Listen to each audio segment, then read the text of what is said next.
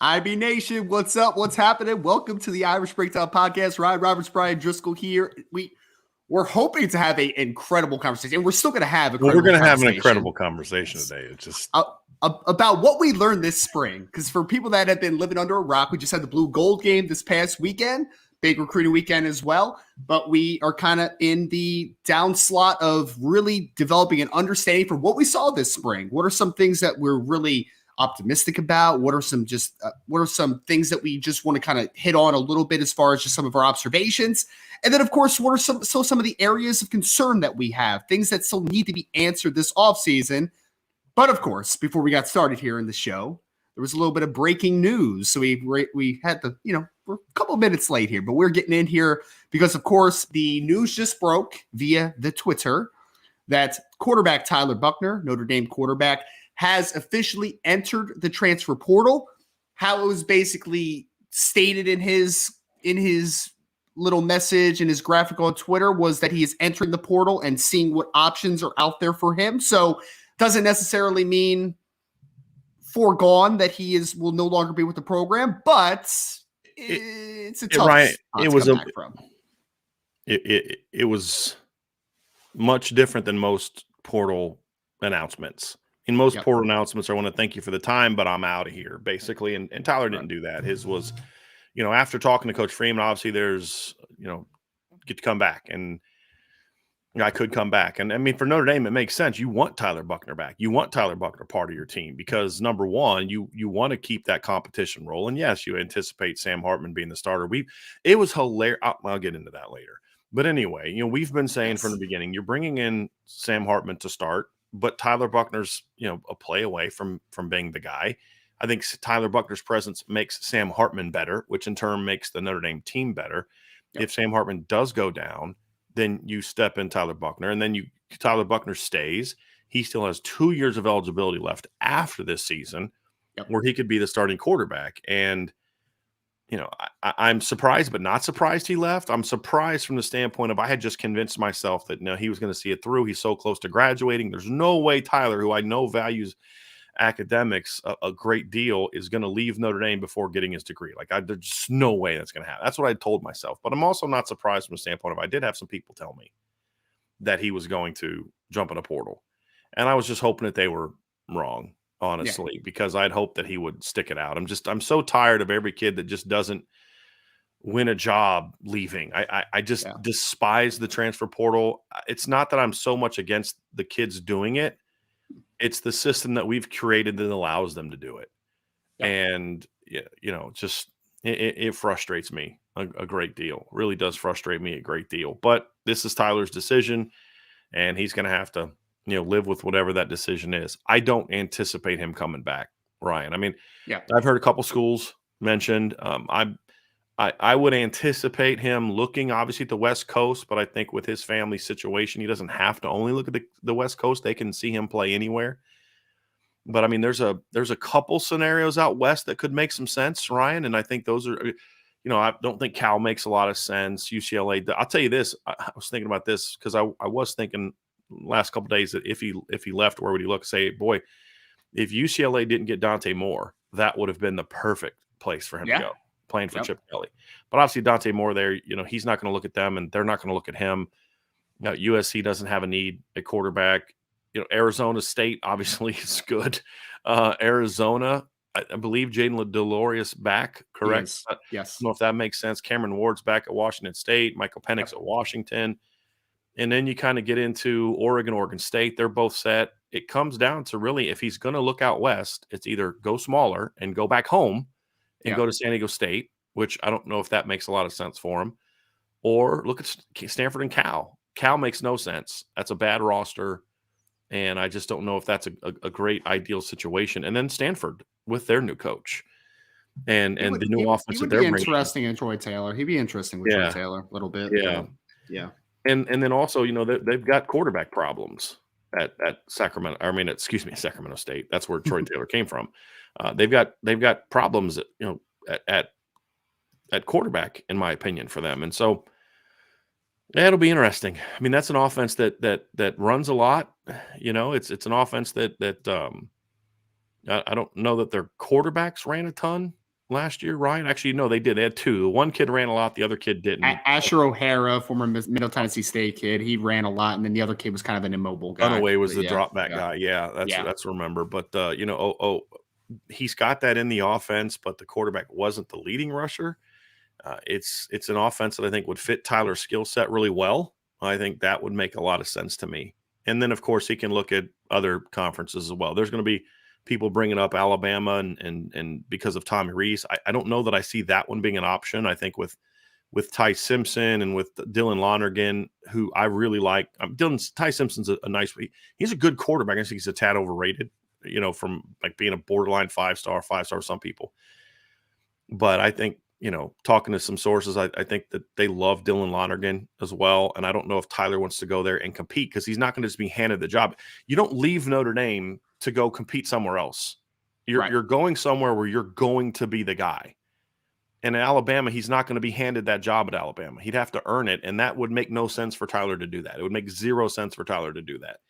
And you say, well, he knows the offense there. Yeah, I know he knows the offense there, but he's still going to have to compete. You're not just going to hand him – if Notre Dame wasn't willing to hand Sam Hartman the job, who's far more accomplished than Tyler Buchner, that's not a shot at Tyler. It's just the reality. One kid's got 3 starts. The other guy's got like 45 starts, right? Yeah.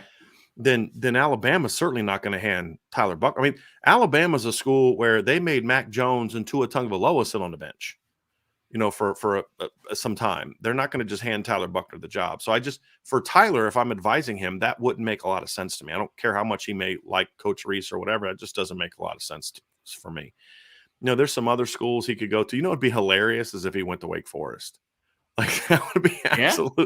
I don't see that being an option, but the reality is, Ryan, I don't see this ending up with him coming back to Notre Dame. And if I'm Notre Dame, the thing is, well, what do I got to tell this kid to come back? Other than just, we love you and we see a role for you and you're going to be the guy for 2 years after this, potentially.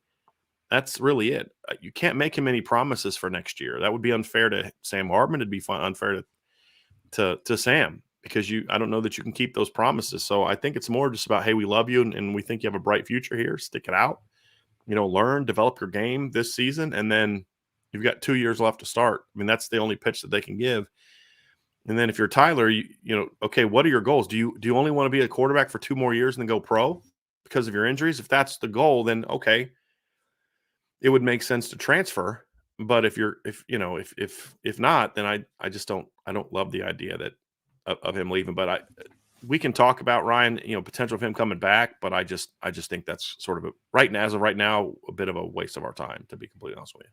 It is. I mean, the minute I saw it, Brian, I didn't even consider, honestly, that like he could come back. And I know the options are on the table, so it's something you have to at least talk about for a second. But I mean, my thought process on this is, quite simple, right? Anytime you have a quarterback battle and one is perceived to be behind the 8 ball in that quarterback battle after a spring, I think that there's going to be some urge to making the move, right? So I understood it. In today's era, yes. Yes, I understood it, and I wasn't shocked by the move.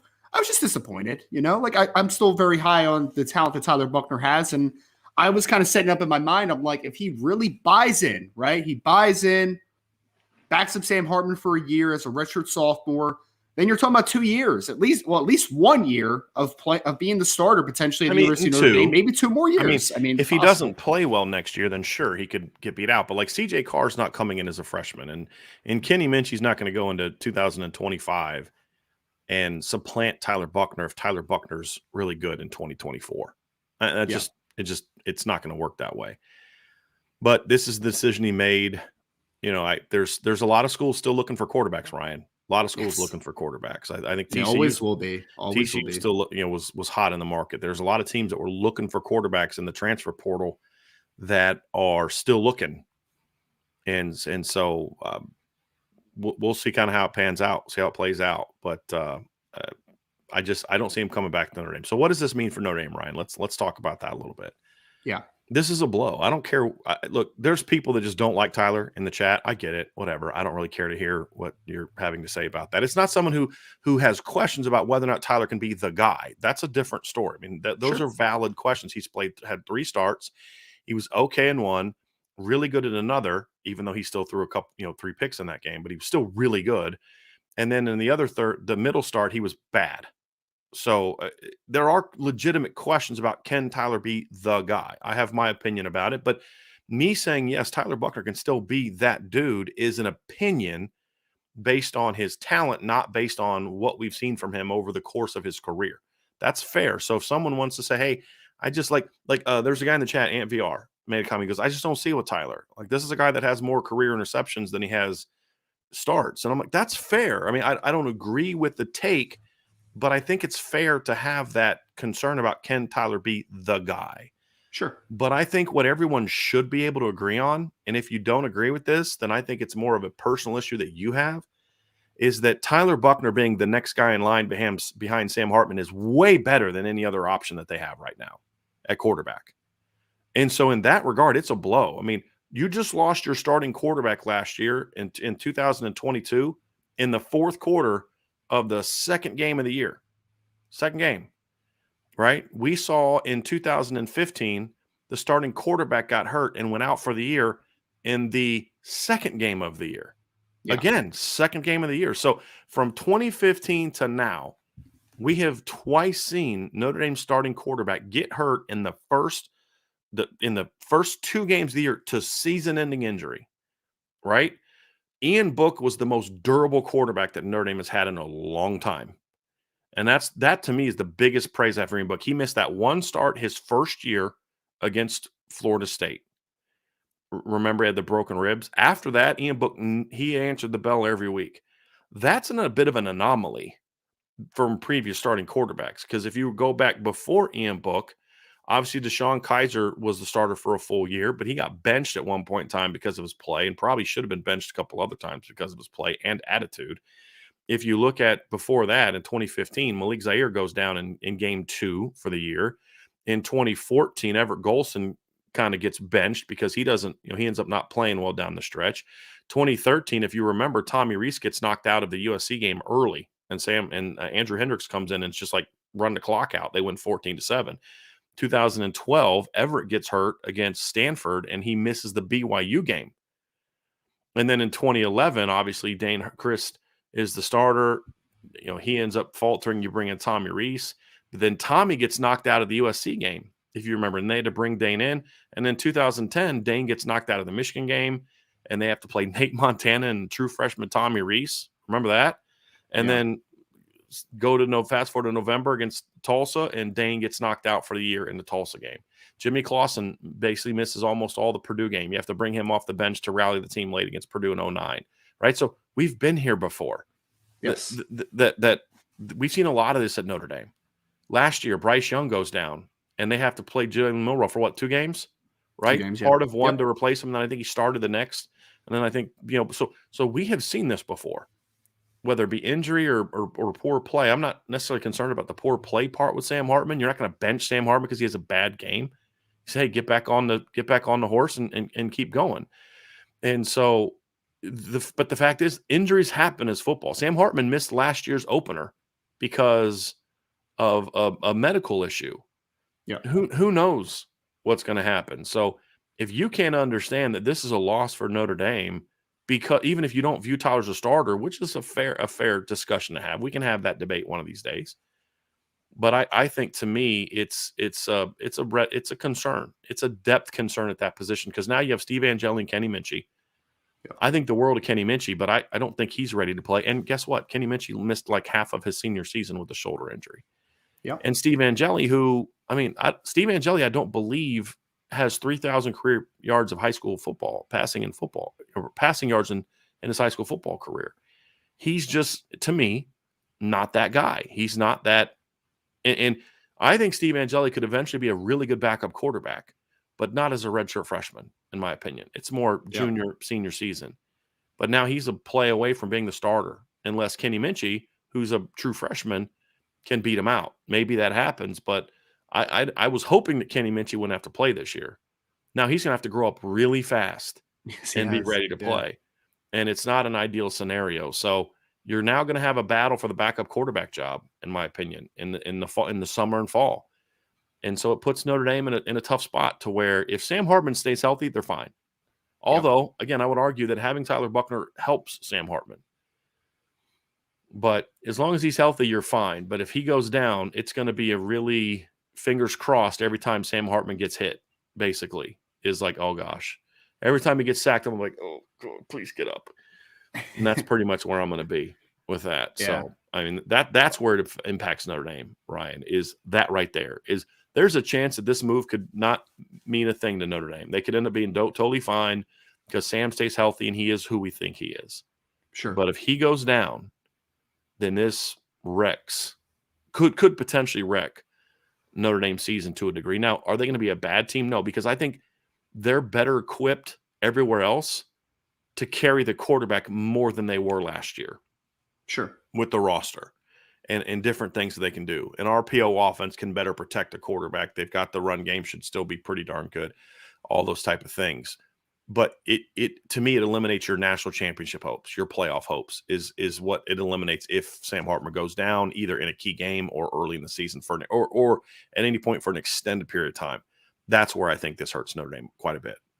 Well, and I think that there's two layers to this, obviously, right? Like I hit on a little bit that I was hopeful that you buy in and then maybe eventually you're the starting quarterback in 2024 and beyond, right? Like that was my hope for a guy like Tyler Buchner because he's dynamic. He's a talented kid who has a full-time quarterback coach now or did have a full-time quarterback coach in Gino Caduli. You're excited about the potential of him developing under him, at least you were. But Brian, I think that the immediacy is more of the issue. And I think that you coined that perfectly. This is in most cases, right? College and NFL. I think this is a little bit of a similar pathway.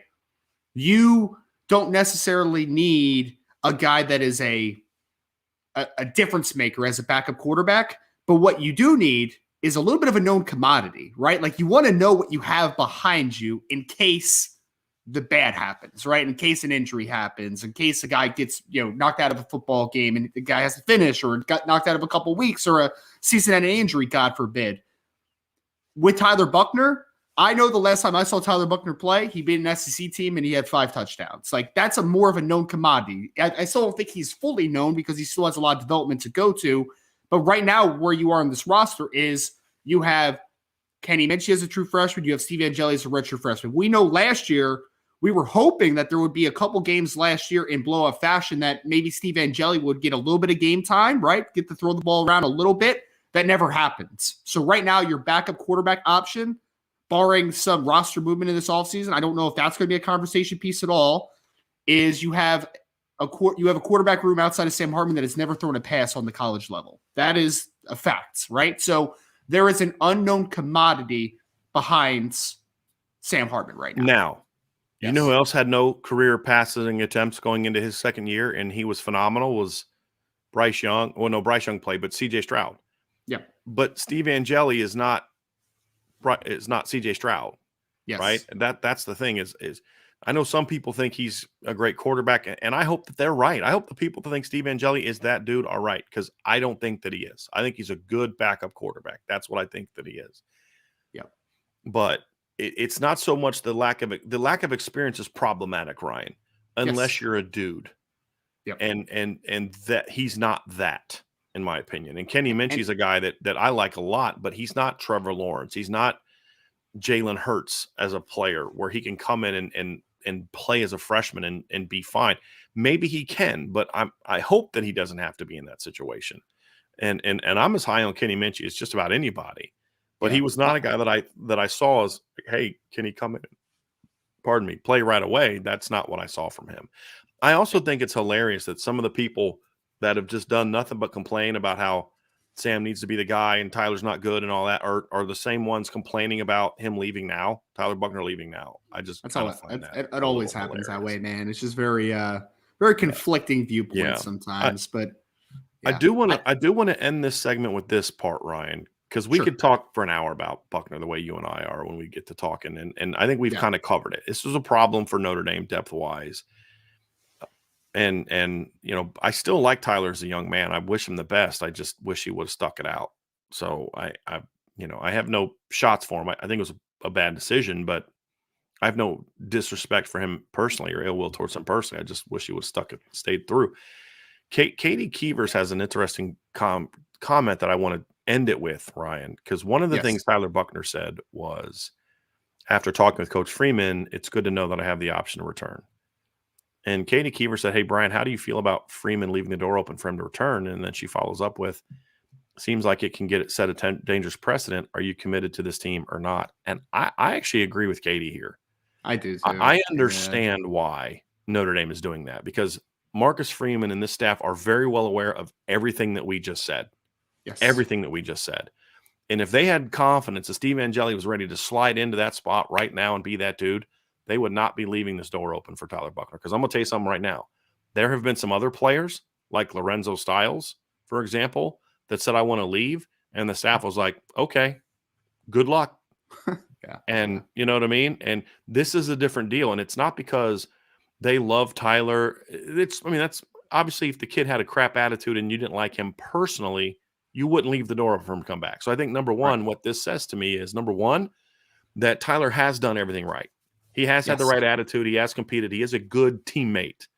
And that's it says that, number one. But number two, I think it speaks volumes about their concerns about the depth chart and the readiness of what's behind him, of what's behind Sam Hartman.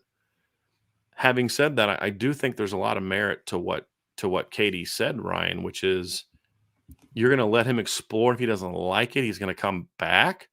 Like, what message does that send?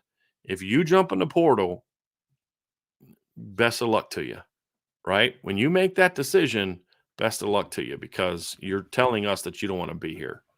Yes. I would, if I was, I don't care who you are. My personal stance would be, as a head coach, once you make the decision to go in the portal, understand that you've made the decision to leave this football program.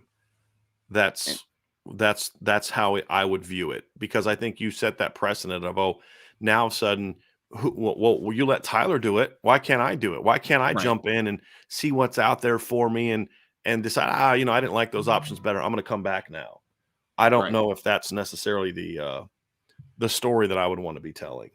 Well, I mean, Katie, it's a great point and great question too, because full transparency, you pull down the curtain a little bit. Brian, right before we started the show, I said, if I was the coach, I don't know if I would take him back. And that's just my opinion, because like you said, you love Tyler. Sure, he's a great kid. But to your point, there is a precedence that is set that if you say, yeah, you can come back, and then he actually decides to come back, what's stopping player X, player Y from doing the exact same thing and thinking that they can do that constantly? Like, there is a precedence that is set. I just think that that's a slippery slope, man. I think it's a really slippery slope. But I think the precedent has already been set whether he comes back or not. A little bit, yeah. And that's my concern. Like, I would have said, hey, man, what I would have asked Tyler to do is not to say it publicly. Yeah, keep it behind closed doors. Yes, keep it behind closed doors, and then say, hey, man, look, just tell people you had a change of heart and you want to come back, and that we'll embrace you with open arms. And I know, and someone just said that, and I just, if I can, I would just love to pull this comment up, because I just want to point something that I think is drastically different. Because Garen Knutson said, in real life corporate America, people look at different jobs all the time while currently employed. Yes, Garen. Yes, you're right. America. They do. This is a football team. And also, Brian, you employ me. Is it okay if I tell you, hey, man, I'm going to look at other jobs and while you still employ me? Like, is that okay? I'm going to call Irish Illustrated and see what's going on. Or I'm going to call, the NFL, some NFL draft, something like that, and say, hey, I'm going to go talk to them about a job. I'd be like, all right, man, good luck to you. Exactly. You're not just going to be like, you better get. That's one thing. Brian, that was it. Charlie Weiss said that, or was it Brian? It was Brian Kelly, I think. That also Brian Kelly said that. Charlie Weiss said about recruits, but Brian Kelly said that if you go interview for a lateral move, now Ryan, here's the thing. Like, if you were to come to me and say, hey, Brian, I have an opportunity. This network reached out to run my own site. Right. That would be different, because you and I have talked about this when I hired you, that your goals aren't in 20 years to be my partner in crime on this site. You have aspirations that we're working together to build you to someday. And if you end up staying here forever, great. But if not, I understand that. And if those opportunities come, then that's mission accomplished. That's a positive. That's different than this, right? This is like, to me, this is like if a guy wants to test the NFL draft waters and come back, totally fine with that. That's a different deal. That's a promotion. This is more of a, I mean, the example that I would use is more of where I'm dating someone And I just, I like you and we're good, but I just want to go sleep around a little bit and just see, what else is out there and see if there's anything else I like. And if there's nothing better, I'll come back. Right. I know what my wife would have done if I did that when we were dating. Yes. I wouldn't be married to her right now. I'll Right. just tell you that Exactly. right now. You know what I mean? And vice versa. So uh, yeah, I understand where he's coming from, but again, this isn't corporate America. You know what else can happen in corporate America? You can fire people, right? If Exactly. you Yeah. don't like what they're doing, you just fire them. And I have no problem with Tyler making this decision. It's his None, decision. We're none, just talking about the none. decision that he made. That's I all. personally I would not have advised him to make the decision, but that's what you do. It's like with anything, right? Yep. There's times where my dad has advised me on things and I make a different decision than what he advised, and he still loves me and respects me and has my back. He just thinks that I should have gone a different way. That's part of caring about somebody, right? Yep. But it doesn't mean that I think he's a bad kid. I think that he's a big idiot. He's dumb. I don't think any of those things. I think the best thing for Tyler would have been to stay. He sees it otherwise. He's a grown up now. I think Tyler's 21 now, right? So Perfect. he's making a grown up decision, and I want nothing but the best for him as a Yes. person. He's actually only 20. He's still only 20. He'll turn 21 in November. So he's actually younger than I thought he was. But point is, Ryan, it's not about personal like or dislike. It's about I have a program to run and I have a precedent that need to make sure it doesn't get set. Yeah. And that's my issue.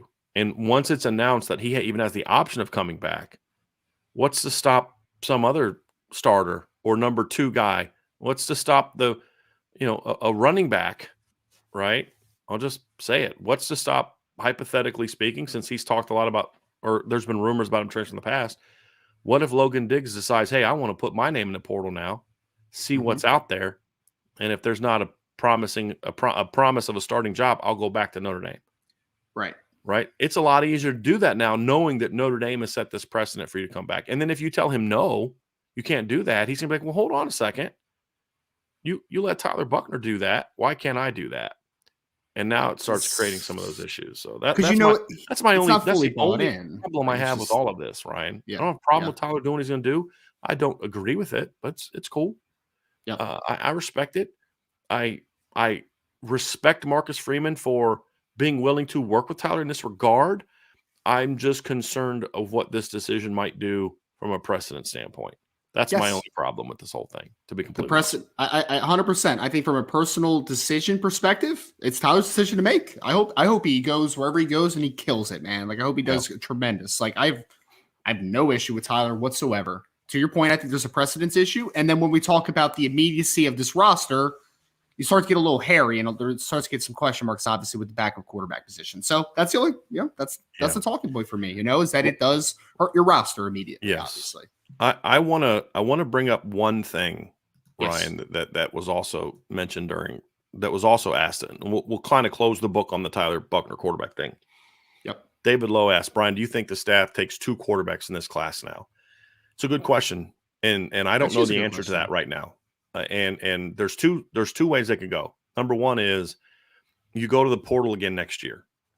That's on the table. Now, the question about going to the portal next year, Ryan, right now is on the table. The question is twofold. What are you going to the portal for? Right. What type? Are you going to the portal for a starter because, Kenny and Steve aren't ready? Or are you going to the portal for more of what UCLA did, which is an insurance policy in case my young guy's not ready? Colin Schley. Yeah. Right. Yep. That kind of guy. Maybe a guy that understands he's not an NFL quarterback, wants to get into coaching, wants to get his master's degree. There's guys out there like that. You go get some kid who's an Ivy League kid potentially and say, hey, look, man, you're a good football player. You can get out of some games. We want to bring you in as, a depth guy. We need leadership. We need some experience in the room. Because this is the other thing too, is if Sam Hartman stays healthy this year, you're going to have very little on leadership experience at quarterback. Prove it, like as far as being in front of the room. You bring in a veteran. Hey, look, between CJ and Kenny and Steve, those guys are probably going to be our starters. We love their ability, but we want to bring in a veteran just to stabilize things and just in case. Or is it, hey, we're looking for another Sam Hartman next year because those guys aren't ready. Sure. And we don't want to put that much pressure on CJ Carr as a true freshman And then essentially what that would then turn into is, okay, CJ's going to end up being the guy. This is his bridge year to learn under the guy we brought in, Yep. and then you move on. So the other option is obviously bringing in 2 high school kids. Now, this is an interesting one because what you're not going to do is go out there and try to get a top 150 player, in my opinion. Yeah. What I think you need to do is you need to sit down with CJ Carr and say, hey, listen, here's the deal. We don't want to have to bring in another transfer guy a year from now. You're still our future. You're still our guy. Yeah. But we're going to go out and try to get another quarterback, a kid that's got some ability, a kid that's going to come in, be a little bit of a project type of kid. Yes. And or a solid kid, just a good steady player. And that kid's going to understand that, look, this is what your role is. You're coming to Notre Dame to, yes, you're going to get a chance to compete because everyone gets a chance to compete. And if that kid, it's like the Redskins did not draft Gus Frerotte to beat out Heath Schuler. Yeah. It ended up happening. They needed depth. They brought him in to be a depth guy. It ended up working out that way, but that's not the intention behind it. As long as the Redskins also didn't draft Kirk Cousins necessarily to be the starter of RG3, but the same thing happened in the same draft. It's a good point. It's a good point. Yeah. So I mean, I believe, heck, the Redskins, I believe, signed Doug Williams to be the backup to Jay Schrader, and Jay Schrader got hurt, if I remember correctly, back in, was it 87? I could be a little off on that. It's been a long time ago. I was 9, but I believe that to be the case. The point being, as long as you're honest with CJ before you do it, I think CJ will completely understand and probably help you get that kid. Yeah. Knowing CJ, I personally would rather go that route, because here's the problem. If you bring in a portal kid a year from now, then those kids know, whoever's not the starter knows that I'm now buried because the backup, this guy came in to at least be number 2. Sure. And now all of a sudden, okay, so you're bringing a portal kid and you got CJ, but then what? Steve and Kenny leave, and now you're in this cycle. Or I would say, hey, stop the bleeding with a second quarterback in 24 and sit down with CJ, let him know, and then ask him for help. Who have you worked out with? Who have you been in a camp with that you think would want to come play with you? CJ on 7-on-7 and all. I mean, I guarantee you CJ has a couple kids in mind. Hey, coach, I know this guy. We worked out 11-on-11. He's a great guy. He's getting looked at by some MAC schools right now, but kid might jump at a chance to get a Notre Dame education. There are kids out there like that. 100%. And so I would rather go get a kid like that, maybe a Sun Belt caliber kid, because those kids sometimes pan out to be pretty flipping good too, right? There's a lot of Power 5 teams trying to get Sun Belt kids and Mountain West kids and Conference USA kids and MAC kids to transfer to their schools because those kids turned out to be pretty good football players. So that's personally, David, that's the route I would go. But if you're going to do that, you have to do it right. And you're not like, hey, let's bring in Julian Sayin also, right? It's not that. Right. It's a different direction, in my opinion. And so it's going to require upfront honesty. And then I seriously think the strategic way to do this is to ask CJ for help. Who do you think? Who have you come across that? And then I'd say, hey, look, here's 3 kids that we like. We want you to get to know this kid. And you let us know if you think he's got the attitude that it takes to come here and compete and know that even if he doesn't get it, he's going to stick it out. And then that's what you do, in my opinion. That's the route I would go personally to fill this void. Ryan, thoughts on that as we wrap this thing up? I mean, it's interesting. I know I can think of a couple names just off the top of my head, or that I would, that qualify as kind of high upside quarterbacks in 2024 that, again, it's not a foregone conclusion that they are that type of guy. But I mean, to your point, Brian, it's like you see kids pop up every year, man. I mean, Georgia State has a quarterback right now named Darren Granger, who was like a Furman kid originally. And like, he's a 6'3" toolsy kid, It's just like a kid like that is very interesting.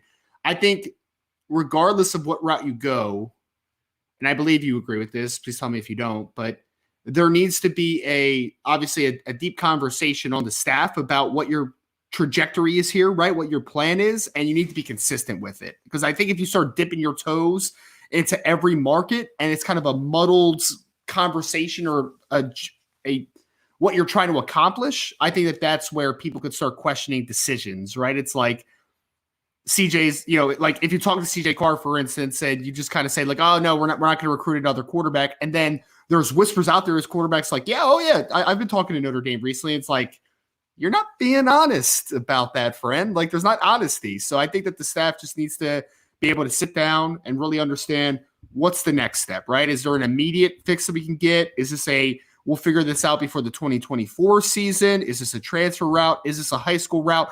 Regardless of what the decision is, because I think that both sides have merit to it, the staff has to be on the same page, and everyone in the program needs, all quarterbacks I'm talking about mostly, need to understand what are you trying to accomplish moving forward now? Because I just don't think that you can mix the markets, because that's just going to make people not trust the vision, if that makes sense. Agree. You and I are going to have a fun conversation after this show is over about teams looking for a quarterback, because there's some teams looking for quarterbacks that took transfer portal guys that aren't panning out. Yes. Florida. Excuse me. The Graham Mertz slander on the podcast, man. And I think Wisconsin is gonna regret thinking Tanner Mordecai is that guy as well. Oh man, he looked bad in the spring game. Yeah. I saw some of those shocker. I know it was raining and everything, but like, but this is what I said when they got him. I was like, this kid looked good in the AAC, but look what happened every time he played a Power 5 team, right? Yeah. And he's not that guy. So that's it. So that's going to do it for this part. We're gonna dive into our normal show next, but obviously, before we do, y'all know what to do. Do us a favor and hit that like button for us, hit that subscribe button, hit the notification bell, share this podcast, and make sure you stay tuned in to what we have next on the Irish Breakdown podcast. So, Ryan, our next topic, yes. Our anticipated topic for the show was what we learned about Notre Dame this spring. And so as we dive into this off season, and our shows next week are going to really start taking a look at, okay, where do things stand right now at quarterback, running back, receiver, on down the line. Today, we're going to kind of talk a little bit about some of that, but more so kind of like what we learned. What are our takeaways from the spring as a whole? Not the blue gold game only, but as the spring as a whole. And I think that's an interesting thing, because that's important as Notre Dame does look into the portal. I mean, there's going to be, today's the 25th. The portal's open till Friday, correct? Or actually, yes. Sunday. What's the last day of the month? Is that it's Sunday? the 30th? So that would be what, Sunday? I think so. Yeah. Yes. And so the portal, you can jump in all the way through Sunday.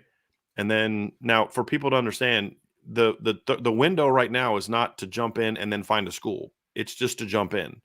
There's no window right now like that for kids to find schools. They have until whenever teams are. You don't have to make a decision in the next 5 days. Right. Like you have a little bit of time is the point. Yes. Correct.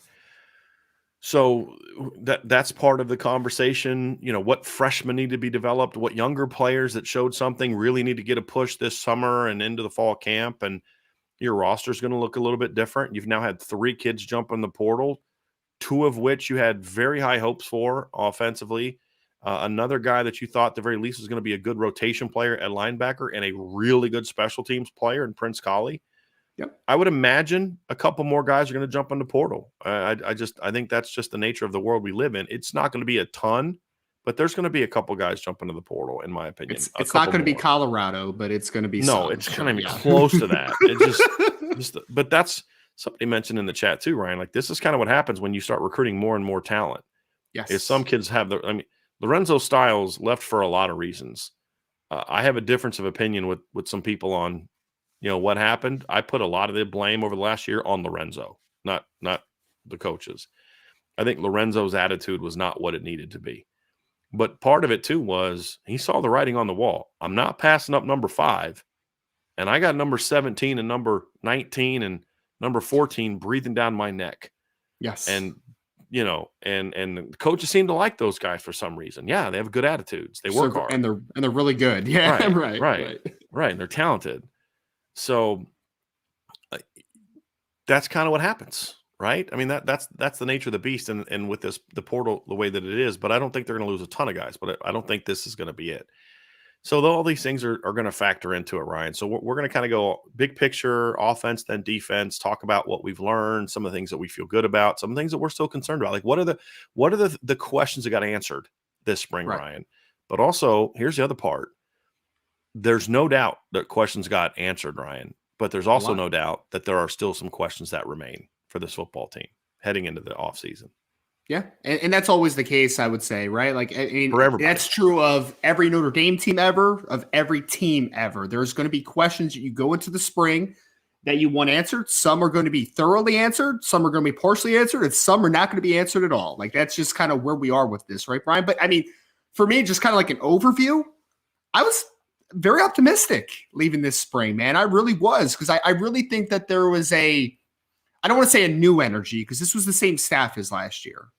But from everything that I hear from you guys at practice, just some of the videos and the mic'd up stuff really seemed loose and just very free with how the team was playing this spring, which I thought was comforts, right? Like, that's a second year in a system, more comfortable with practice and what the tempo looks like. I feel like there was a comfort that was kind of hit in spring that was very positive for me kind of moving forward. Because we know as players understand the expectations better, and they play a little more free, that's when you play faster. That's when you play and you are able to really unlock your athleticism and really get to that type of level. So I leave the spring very optimistic about this football team, because I feel like there is a cohesive understanding of what the expectations are. And I felt like this team, if nothing else, even through some players maybe not having the best spring ever and some natural mistakes that you're going to have during a spring period in general, I felt like this team really competed, man. They competed, they flew around, and I thought they showcased a lot of the athleticism this spring, which is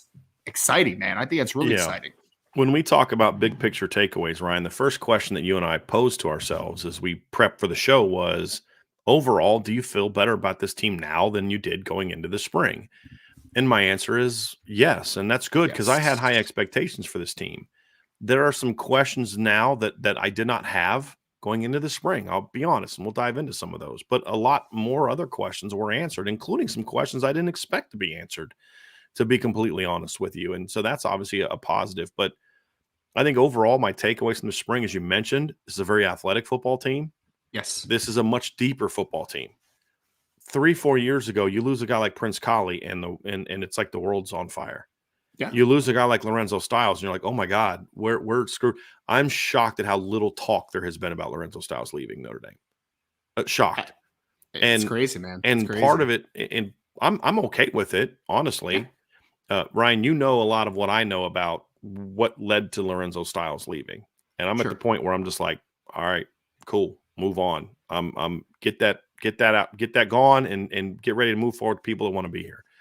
All good. No disrespect to the kid. It is what it is. Best of luck to you. Go do you, and we're going to keep moving forward. That would be my take as a coach. But it's also part of that is because, hey, man, I got these 3 young kids behind you that have great attitudes, that are also very talented, and they're working hard, and they're doing the things I'm asking them to do. And I have to fight them every day to get them to do what I need to do. That's part of it too, Ryan. Hey, I hate to see Prince go. What I just said about Lorenzo is not how I feel about Prince Collie. I've heard nothing but, I didn't like that Prince was telling people for months that he was going to leave and then still planned on going through spring ball. I didn't like that. I think that was a little bit of a young man decision that, if you don't have the wisdom that I have of life experience, because if I was him at that age, I probably would have had the same thought. I'm going to go in there and see how it goes, but I'm planning on leaving. That's probably what I would have done at his age. So it's not a fault, just more of I don't even want to say immature decision. Let's just say a young man decision. You don't have the wisdom that we have. We've been through the life experiences. I've heard nothing about Prince other than he's a good teammate and works hard and does all those type of things. It just, he wasn't clicking in the defense. He wasn't clicking with the staff, and there were some younger players there. And I just think he wants to go somewhere else. Point being, there's some people that are upset. Oh, he should have started over Maris and all that kind of stuff. And we had that debate all fall last year, but I think most people are okay with it, even though they don't want him to leave. They're okay with it because they watched the spring game and they're like, yeah, I'd love to have Prince some also, there. But there's some dudes there behind him. You can weather the storm at that position. Exactly. Right. That's a great way of putting it, Ryan. It's not that I'm happy he's gone or okay he's gone or screw him, forget that guy. I'm not saying any of that stuff, but I'm just like, well, it's a bummer he's leaving, but they're going to be all right. Yes. They're going to be all right. With how they've been recruiting the position, Right. that's one position where one defection isn't going to sink the ship, if that Right. makes sense. And there are positions on the team now that I would have been much more concerned about an injury happening that I'm not as concerned about now.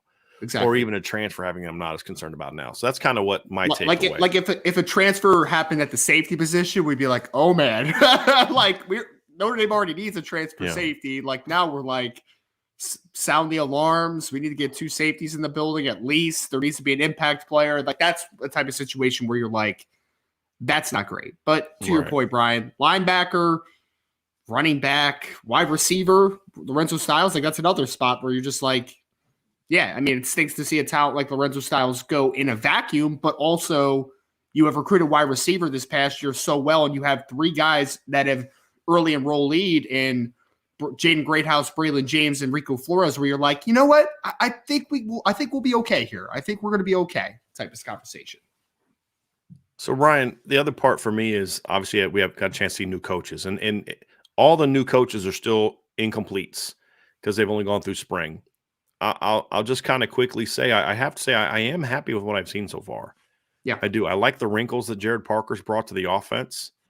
I think that the mixing up tempos is something that, and part of this is my bias, and we all have this.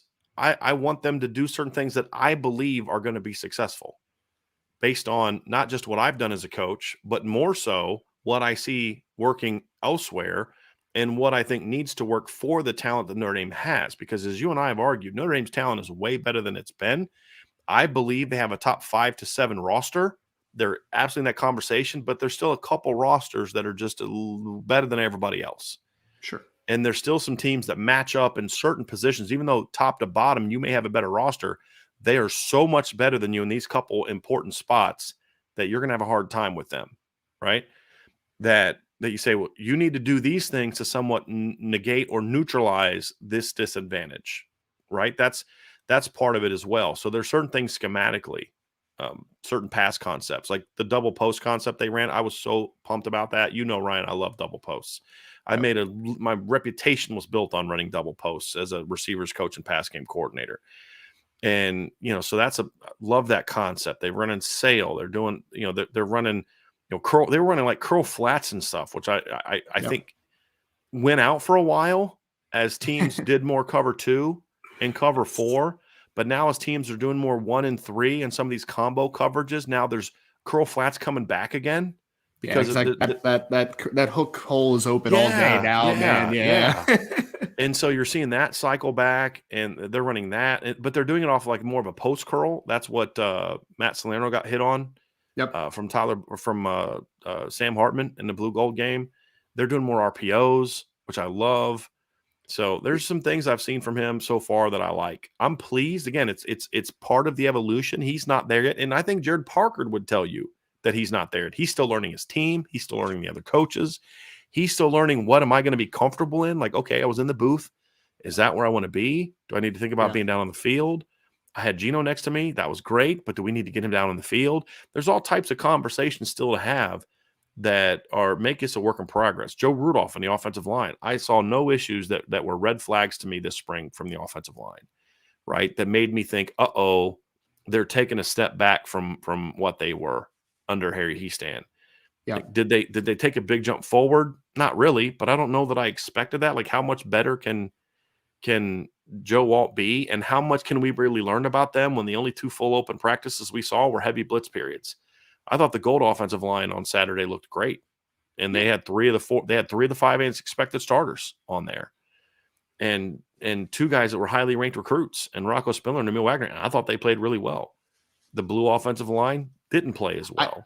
I think Emil Wagner quietly had a really nice game, man. Really nice game. Yeah. Were you surprised how well he held up physically on the edge and pass pro? I was. Man. They weren't able to push I didn't even him notice him at times. I didn't even notice him. I'm like, that's the best compliment you can give to an offensive lineman at times. You're like, I just don't notice you. That's a good thing. Because Brian, that was the side of – I'm trying to think of what side that was. So the blue side – all right, so their edge rushers weren't quite as good as the gold teams, right? The gold team was one that had Batelho and Burnham and such. Yeah, right? they had Nana. They had now they had like Riley Mills and Jason Onye on the inside. They had some good guys up the middle, and they had Junior Tuihalamaka on there. But yeah, they did. I mean, Botelho and Burnham were both on the side gold team. And then Javante Jean-Baptiste was also on the gold team, but I don't think he played. I didn't see him play in the game. I didn't see him either. I'll tell you what, man. Jason Onye got I know we're going off on a tangent here for a second, but he got Billy Schrouth on skates on one play, man. He got him on skates. I was like, now Billy got him back a couple plays later. Him and Joe Walt did a combo block on Jason that drove him about 5 yards off the ball. But that's the battle you want to see. The point being, Ryan, and then I really liked what I saw from Gino Guidugli from the quarterbacks. So Marty Biaggi, I have no clue. We just didn't see a ton. I'll say this: he's very active during special teams drills. He's coaching a lot. And you know what I liked about it? This is the one thing that I can say that I did learn about Marty Biaggi. What I'm saying is we didn't see them doing kickoff in the game. We didn't see them just punt. Yeah. They made their only field goal attempt. Great. Good job. I mean, that's with your guy that's not going to be your starting place kicker. I was going to say you don't even have Spencer Schrader in there, so you don't really even know how he's developing him. And you don't have, was it Krim? Also Krim? Yeah. Ben Krim? Ben Krim. So you don't have your starting, most likely your starting punter either. But what I liked, Ryan, is when we're at practices, and my wife took several photos of this because I thought they were great shots to have. Yep. But he's over there he's working with Chancey Stuckey. He's talking to Gino Guidugli. He's talking to these coaches and he's teaching them what he wants them to teach, or he's giving them feedback on what they need to be teaching the players, because the assistant coaches help. It's not just one dude teaching everybody. He is telling those guys what they need, just like the offensive coordinator just doesn't coach the whole offense. This is what we're doing. Now I need you to go coach the offensive line. I need you to go coach the receivers. It's the same thing on special teams. Okay, Chancey, you're working on this.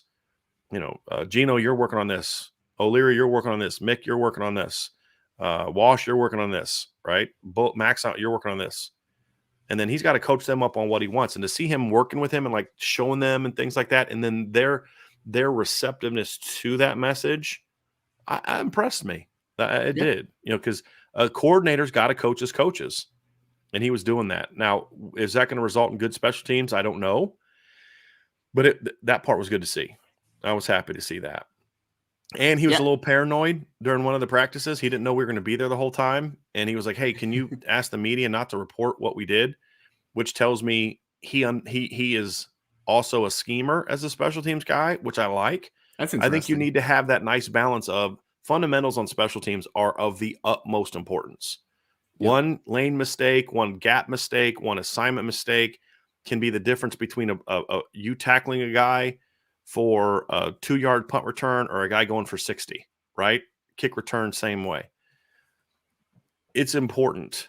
But Brian Mason was also a great schemer as a special teams guy, especially on punt block. A great schemer. People think that it's just the same punt block every single time. It's like, nope, they're bringing it from different spots all the time, man. All the time. So that told me something, that he's not just to line up and do your job the right way. He's a schemer. And a schemer is a good thing, by the way, for a coach. Yes. And so I liked that as well. He didn't want us to say something that, like, not that, I was beating down the door to come on the show and explain to y'all what they were doing on their punt block, or punt return team today. But there's that. But anyway, somebody would. Somebody would. Yes, of course. But so far so good on new coaches. That's what I'll say, Ryan. I mean, my biggest comment is obviously on Jared Parker, because he's the one with the biggest question mark. We just don't know a lot about him as an offensive coordinator. And Brian, this is more my observations from the game, right? It's a couple things that I really, really loved. You mentioned a couple of the pass concepts, but I loved the implementation of RPO, man. They were running it all day in the blue gold game. I'm like, okay, this is different. I like this, man. Options are always a great thing. But then the other thing, I don't know how you felt about this, but it wasn't a no huddle, like frantic pace, but there was more pace on offense in this game, which I thought was very interesting. Like, it was very much like, good play, let's get back up, let's go type of thing. Again, not a rushed pace, just good pace, and those things. I mean, as a former defensive player and a defensive coach, you hate when offenses play with pace consistently, man. Like, you hate it. You're just like, can I just get a second to think here? Can I get a second to breathe here?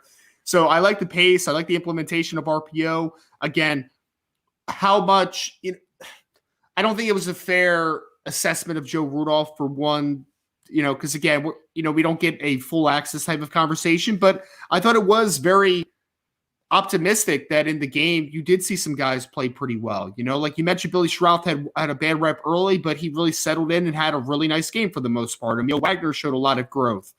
I didn't really expect to see too much out of Blake Fisher in this spring, just in general, Brian, because we know that he's kind of reshaping his body a little bit. I mean, he's down to 310 pounds, so he's not really Blake that we're used to, right? So I don't think that was a perfect conversation or perfect, I guess, sample size of what Joe Rudolph can do as a head coach. I mean, as a offensive line coach, but I was very optimistic for what I saw from Jared Parker. Gino Guidugli, I mean, again, I'm working off of your eyes on this one, right, Brian? But it sounds like the quarterbacks showed a lot of improvement in the spring, right? And I think again, speculation on my part a little bit, but I have to think that having a quarterback coach that is just a quarterback coach, a guy to be there every single day to work on the process from on field to in the meeting room and everywhere in between, gotta love the presence of him, right? The presence, I think, is the big thing for me. So again, it's not a huge sample size to work off of. There's still a lot of questions or a lot of things that we'll be watching this offseason and into fall camp. But of the new hires, I was happy. I was optimistic about what they can accomplish at Notre Dame. I really was. Yep. So you jump into the next part of it, Ryan, and we'll talk about the offense. Let's dive into the offense. And number one, we talked a little bit about the scheme, some of the things we saw the scheme. I think this is going to be a much more aggressive vertical pass game, which is important to a degree. However, you can't just only add downfield passing. You have to also then say, okay, if we're going to be more vertically oriented in how we attack, that is the lowest efficiency play in football, a pass beyond 25, 30 yards, right? Because I don't count 20-yard passes are all the same. A 20-yard post curl is going to have a whole lot different completion rate.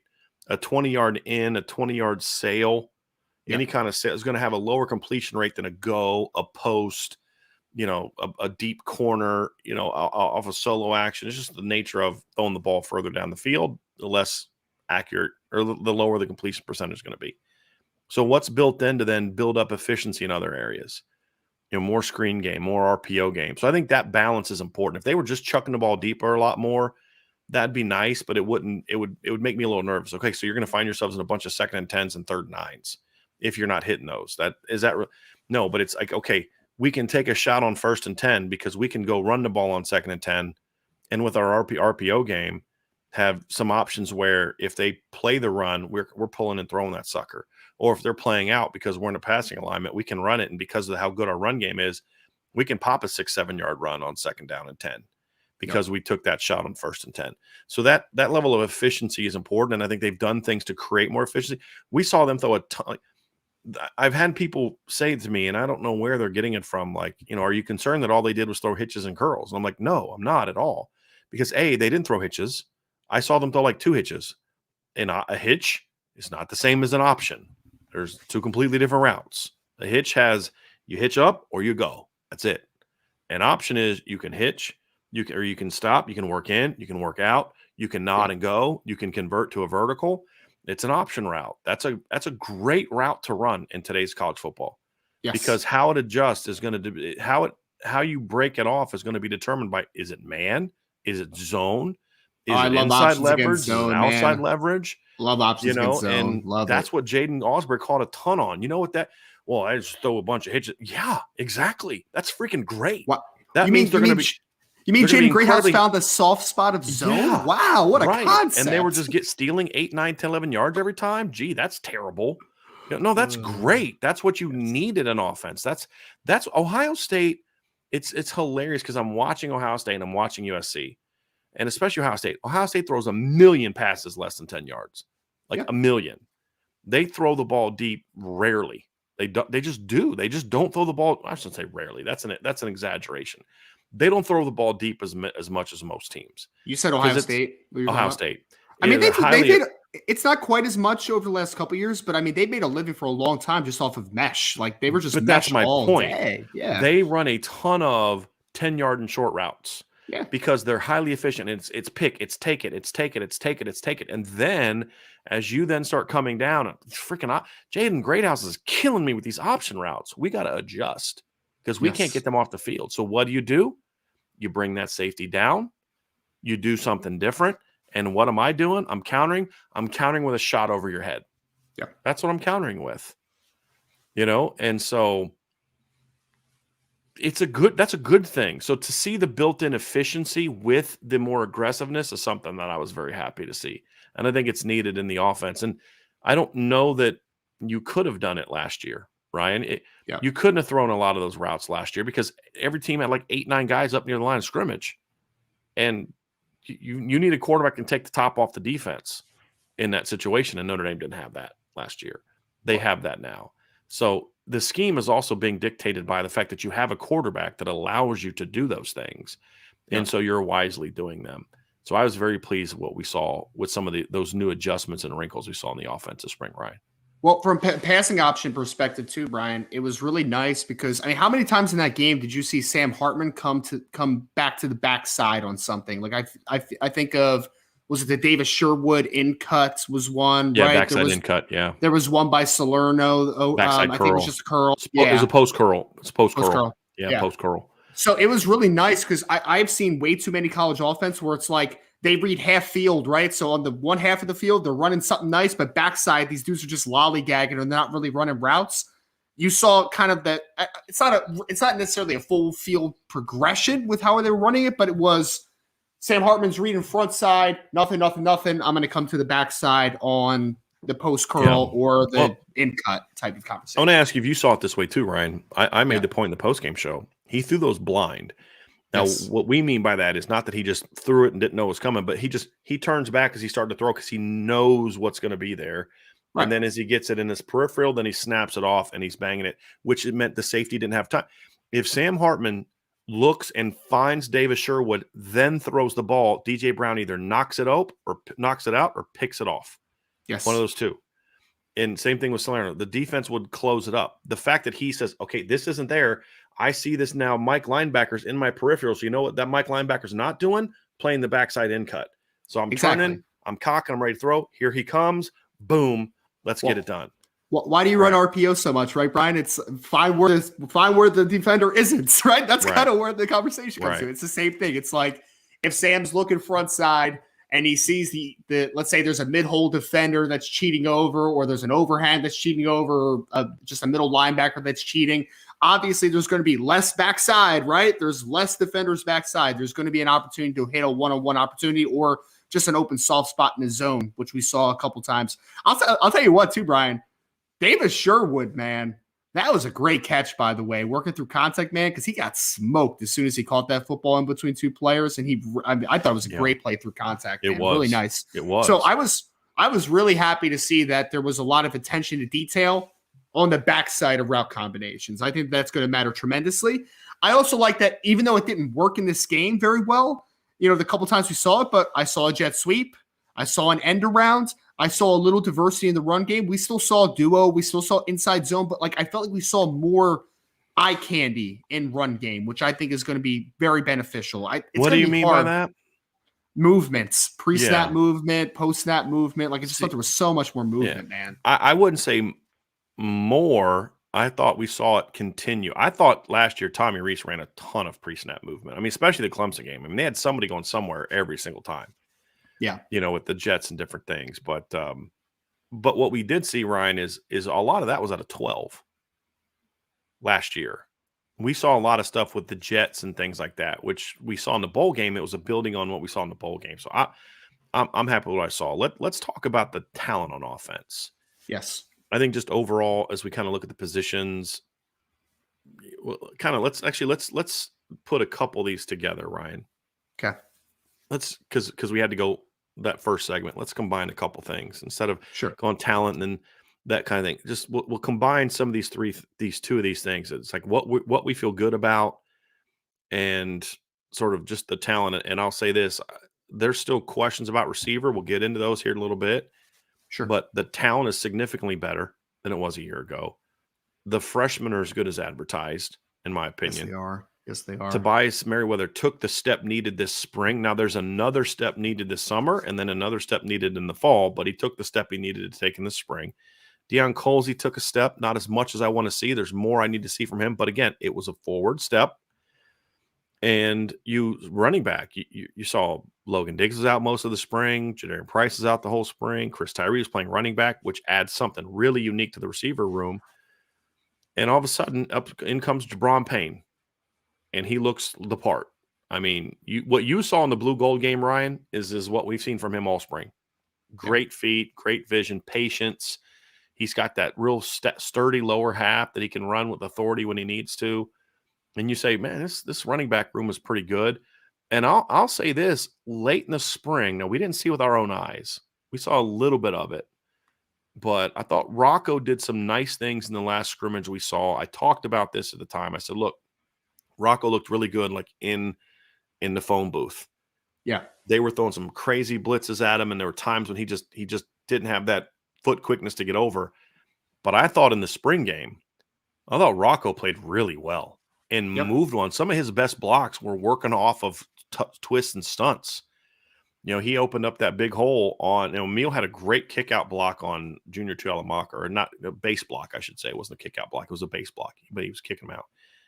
And then you've got Zeke and Rocco working together on a combo, and Rocco steps down, but he keeps his shoulders square. The linebacker crashes, hit the wrong gap, but Rocco came off quickly, smashes him, seals him inside, and just opens up that run lane for Jabron Payne. I thought Rocco had a good game.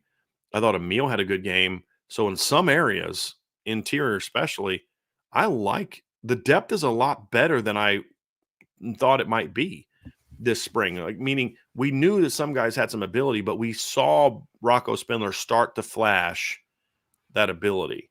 We saw Emil Wagner, like if he can do this at 278, he gets up to 285, 290, continues improving his technique, he might be good, because that's always been the big question with Emil. Can he play at that weight? Well, for the spring game, he certainly did. Do I think Emil's ready to be a 12-game starter right now? No. He needs to still add a little bit more onto that. But he showed me, okay, but he can move people. Yes. Even at 278. He showed he can anchor in pass pro and not get driven back the way that we see Tosh Baker getting driven back at over 300 pounds, because he just plays with he doesn't play with any kind of pad level. He just doesn't play with any kind of base. Yeah. And so we saw Emil show the ability to do that.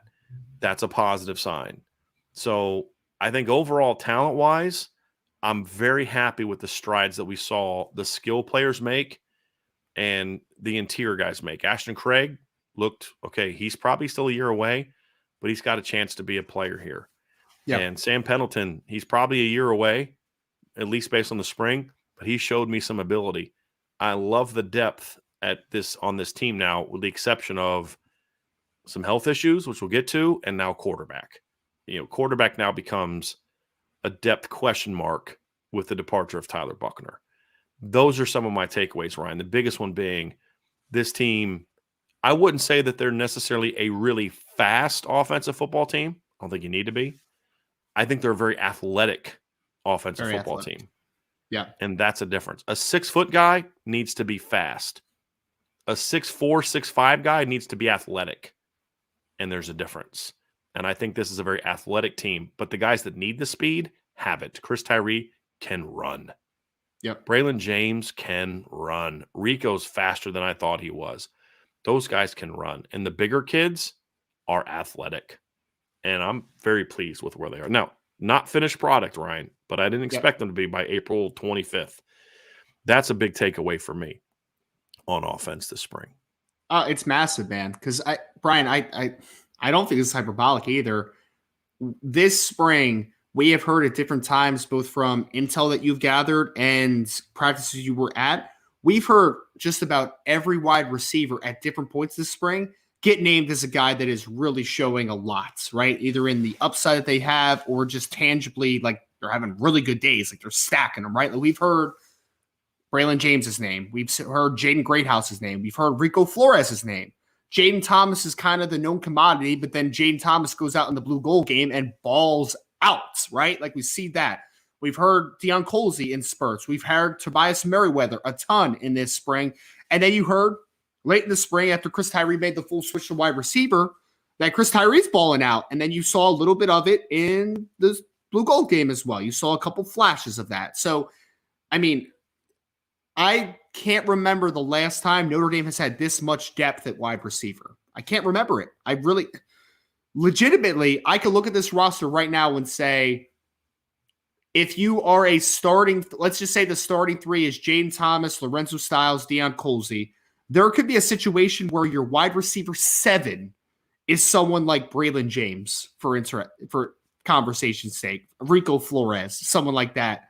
Because even a guy that, for a lot part of the spring, you actually heard a little bit more, I felt like, in spots about Braylon James and Rico Flores Jr. for a little bit in certain spots. You didn't hear as much about Greathouse. And then what does Greathouse do during the game? Oh, just a casual 11 catches for 118 yards, leads all wide receivers. The depth that this team has created at wide receiver, and again, this is a hats off to the staff and Chancey Stuckey, of course, with being able to acquire this talent and be able to really replenish and get 3 players to early enroll into this team that look like they can all play, man, in some type of role, right? Like, it looks like Jaden Greathouse can play. It looks like Rico Flores can play this year if you need him to. It looks like Braylon James could play this year in a certain role if you need him to play. So the depth of this wide receiver group is silly, man. It's silly. And you're even working with, from a running back position, Logan Diggs obviously didn't play during the later stages of the spring. We know what Logan can do.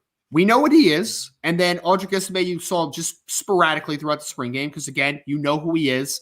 Jabron Payne being a big find this spring, Brian, that is monumental in my opinion, because now you're going to say Jadarian Price gets back healthy in the running back room and Jeremiah Love comes in June. Your running back room is 5 deep of guys that I think could legitimately play for you in 2023 and contribute if you need them to. Wide receiver room, you're talking about 7, 8 deep of guys that can play, man, and can be legitimate contributors. It's crazy. It's crazy the depth that they've been able to get. Now, one of the things that we're going to discuss in this show, Ryan, is also questions that remain. Receiver is in that situation where they are a strength in the ways we talked about, talented, deep, and all that. There's still a question mark, however, because there's still another level that this room needs to get to. And there's certain players that got to step up. Yeah. And so, like with Tobias, for example, Tobias took a big jump this spring. Yep. But there's still another level he needs to get to if he's going to be the dude or one of the dudes, right? Like right now, the only guy that I know for sure what he's going to be in the fall is Jaden Thomas. That's it. Deion showed us some things, but we still see a little bit of an up and down a little bit from Deion, right? I think some people make too much of it, in my opinion, but I need to see Deion continue to take those positive steps forward in the weight room, as a route runner, as a competing for the football. Like the interception, that was not on him. That they had no chance to get to Jaden Mickey. Jaden Mickey was like 2 feet in front of him because the ball was thrown on the line because the head coach told the quarterback it was cover 2 when it wasn't cover 2 and he's trying to throw a whole throw.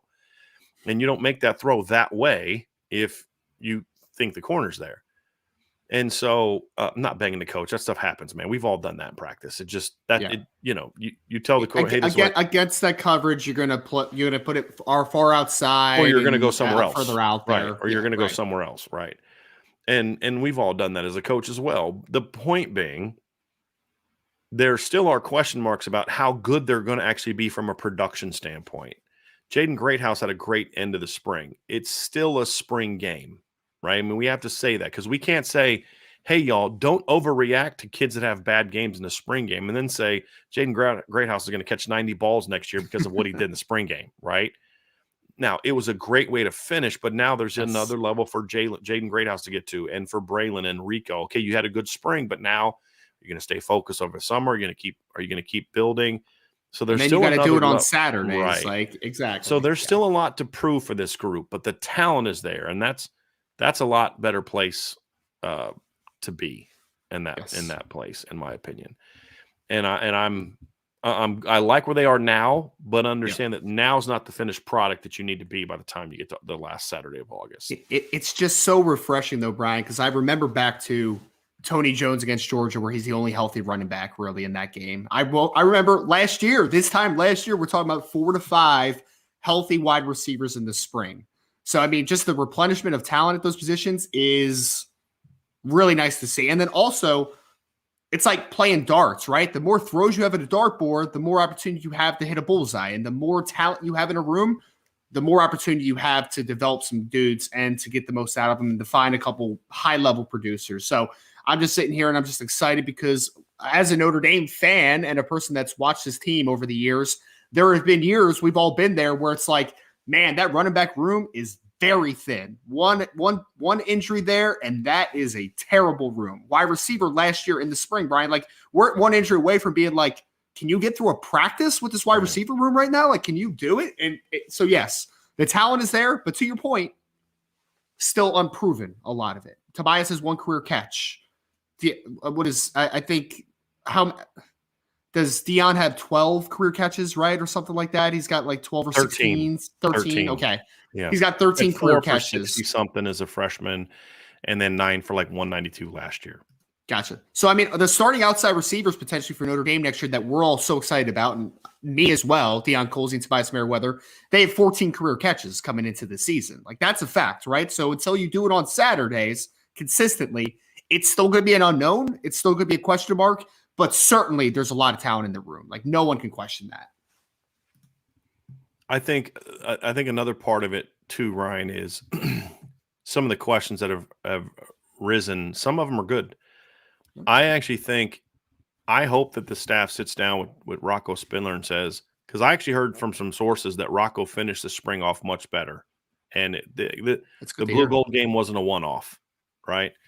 My hope is the staff sits down with Rocco and says, hey, man, you keep doing what you did at the end of the spring, this summer, and in the fall camp, you're going to have a shot to play, whether that's starting or being part of some kind of rotation, where he's going to play. Because that was a really good sign for me. I don't think guard's as settled as it was a couple weeks ago if Rocco continues to improve like that. Because he looked like a kid that can play at Notre Dame on Saturday. And it's really the first time I've ever really said that and seen that. And that's a good sign. And it was on top of things that I had been told from some sources that he was getting better and he was starting to show it. His footwork was getting better. I think that his relationship with the new coaches is a little bit better than the one that he replaced. It's just part of life. Not every coach is going to click with every player, and not every player is going to click with every coach.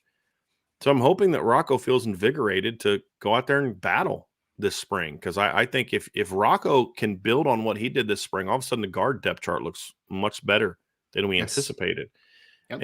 And now, because one of the questions coming out of spring, however, is I'm very concerned about the tackle depth right now behind the starters. And what I mean by that is if Emil has to go into a game right now and get you out of a game, he showed me on Saturday he can do that. Yep. If a guy gets hurt in a game and Emil needs to get you out of that game and start the next one, I think you're going to be okay.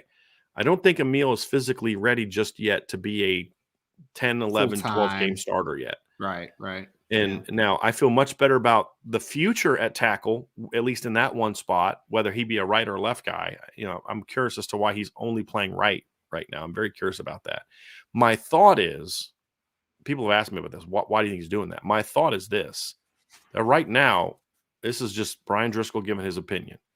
I think right now the expectation is Joe Walt's gone after this year. And I mean, Ryan, you're a draft. I would imagine the buzz you're hearing about him is he's probably, if he keeps building on what he's doing, he's probably a top 10 pick next year. He's probably the number one tackle off the board next year. He hits everything that you want, man. He's going to be a multi-year starter at Notre Dame. He's going to be near 6'8", 300 plus pounds. He's going to test well. He's got the NFL lineage with his dad as a Pro Bowl offensive lineman. Like, it's just coached him for a year. Yeah, I mean, he's got everything working for him. So then what happens? Then you slide Blake over to left, and then Emil steps in at right. I think makes sense why Blake is reshaping his body a little bit. Correct. Yeah. Well, and I think too is, well, why wouldn't you have him working at left? Because if Joe goes down and it's for an extended period of time, and Emil's your next best tackle, you're not putting Emil at left tackle. You're going to put Blake at left tackle if Joe's going to be out for an extended period of time, and then Emil steps in at right tackle.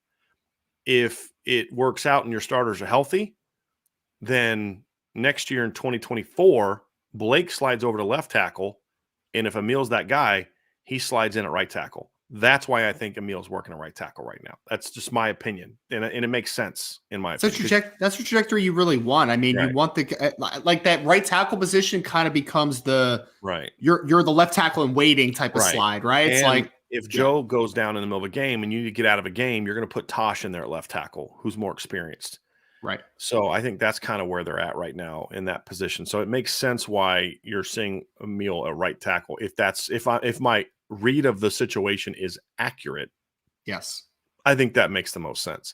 I mean, behind Emil of what we saw this spring, Ryan, I'm a little concerned. Tosh Baker did not take the jump I'd hoped he would take. He struggled in the 2 practices we saw. I thought he struggled in the blue gold game. I mean, more than you'd expect a guy who's he's going into a senior year now, right? I mean, he was 20, he was a 20 kid. So 20, 21, 22, and now he's going into a senior year. I just expect him to be better than he is right now. And he doesn't move people the way that I want.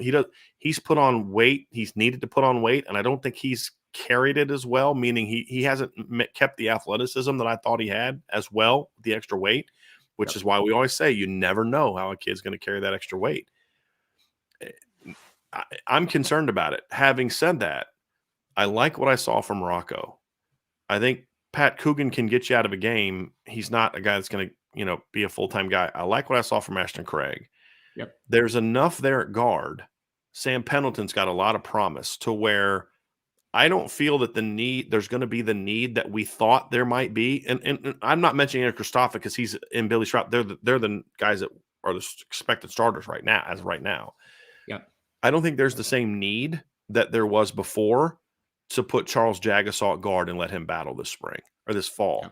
Now, if Charles gets there and he's just too good to not to play, then you can move him if you need to. But now with Rocco emerging and some of these other younger guys at guard emerging, you feel pretty good about we can now start grooming Charles to be a tackle. The next guy. Yeah. Because we think that's what his future, his best, what we recruited him to play. Now all of a sudden you feel better about the tackle position. So the interior guys continue to improve and coming out of spring better than maybe we thought going in. Because there's a lot of guys we knew were going to be in the battle, but how many of them are going to really do anything? It's a lot of question marks, a lot of names, a lot of bodies, but a lot of question marks. And maybe Charles Jagasaw allows you to move Ty Chan inside because I just don't think Ty Chan's a tackle. And I didn't think he was a tackle based off his high school film. And I definitely didn't think he was a tackle based on what we saw from him in practices.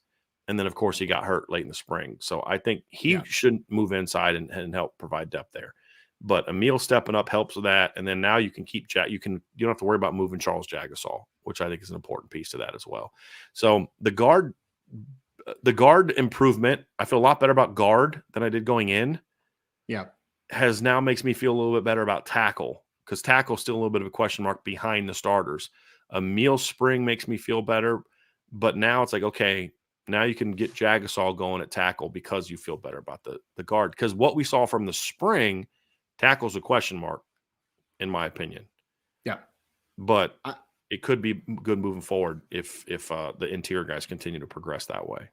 I'm interested to see how Notre Dame handles, because obviously you're going to welcome 4 offensive linemen in during the June period, right? You're going to not only Jagasaw, but Sullivan Absher will be obviously coming in, Christopher Tarrick and Joe Otting.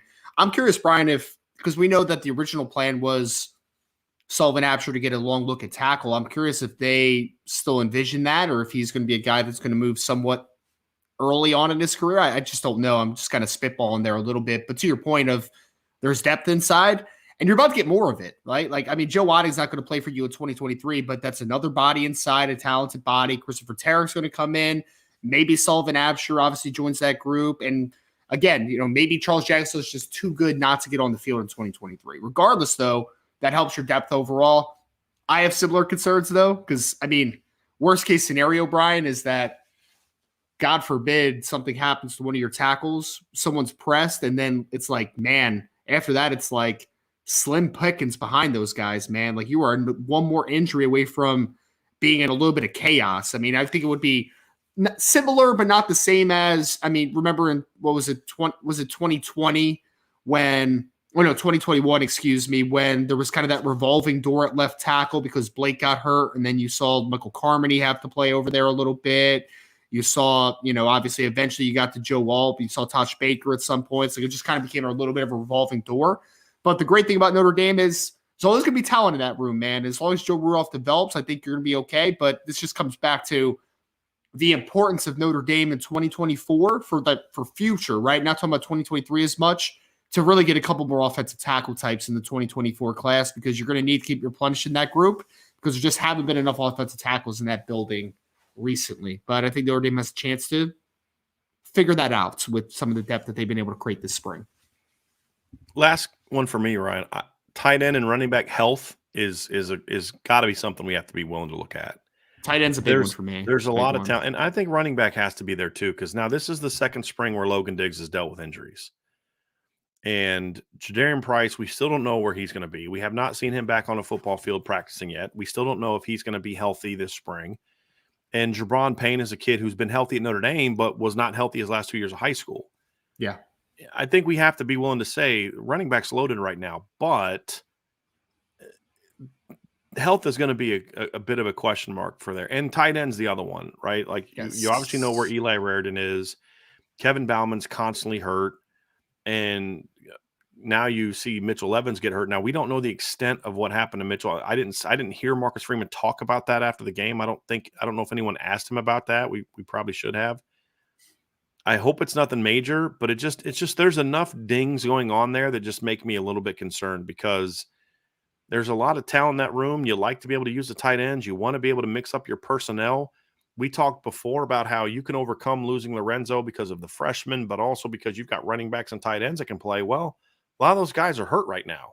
Yes. And I think that's a little bit of a concerning area as we head into the offseason. Most of these guys should be okay, but it's just there's enough that's kind of like Mitchell Evans' injury history. As long as it's nothing major, like I don't know what he did. His injury history, say, well, but he missed last spring too. Yes, with an injury, and then he couldn't finish this spring. That's a concern, and so you have to be honest about those things. And so I'm starting to get a little bit nervous about that. Now, of course, they're going to get Jeremiah Love's going to enroll this summer, which is going to help. They're going to get Cooper Flanagan this summer, which is going to help. I think those are both guys that have a chance to help as freshmen if the need is there, especially Jeremiah Love. But again, what I've always said, right? I don't care how good a freshman is. I never, ever, ever, ever, ever want to play a freshman because I have to. Michael Mayer played as a freshman not because he had to. He played as a freshman because he was that good. They had Tommy Tremble and Brock Wright. They were fine at 1-2 in tight end. But Michael Mayer just was better. Robert Hainsey played as a true freshman not because Tommy Kramer was not good or had a bad year, or offseason at right tackle. He played as a true freshman because he was just too good not to play. So Coach Easton found a way to get him on the field. And then we've seen other times, like when Kurt Heinisch and Myron Tagovailoa-Mosa played as freshmen when they shouldn't have. And thank goodness for the COVID eligibility that allowed Kurt to get to a fifth year, because I think that fifth year was huge for Kurt, getting him to that next level. But he would have lost that otherwise because they had to play him. They had to play Myron.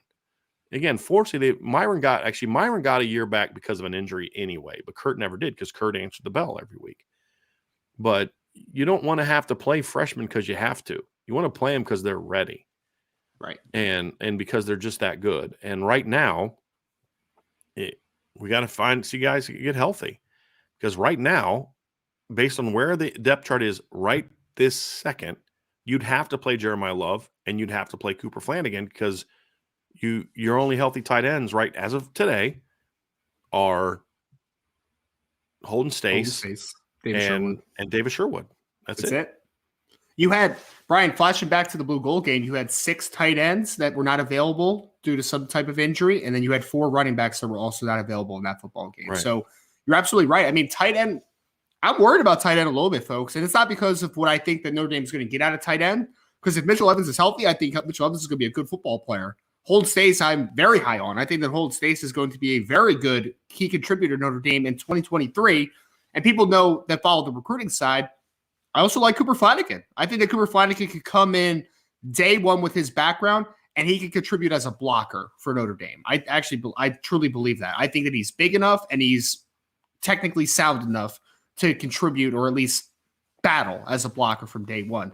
But the fact of the matter is that you're starting to accumulate a room of tight ends where there's just a lot of injury history all around it, man. It's just kind of where you are. I mean, you mentioned Mitchell Evans, Brian. Like, that's more like nagging stuff to a degree, right? That's not like a serious injury, like a Cooper, like a like an Eli Raritan, I for don't know. instance. That's the thing is, I Yeah, don't know what his injury was. right. I don't know if it was just like, he twisted his ankle. He would have been It's like, for all I precautionary. know, he could have played on Saturday if it was like a real game. I don't know.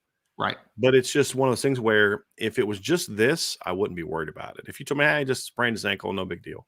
Right. But it's that plus the fact that he missed last spring with an injury. Yeah.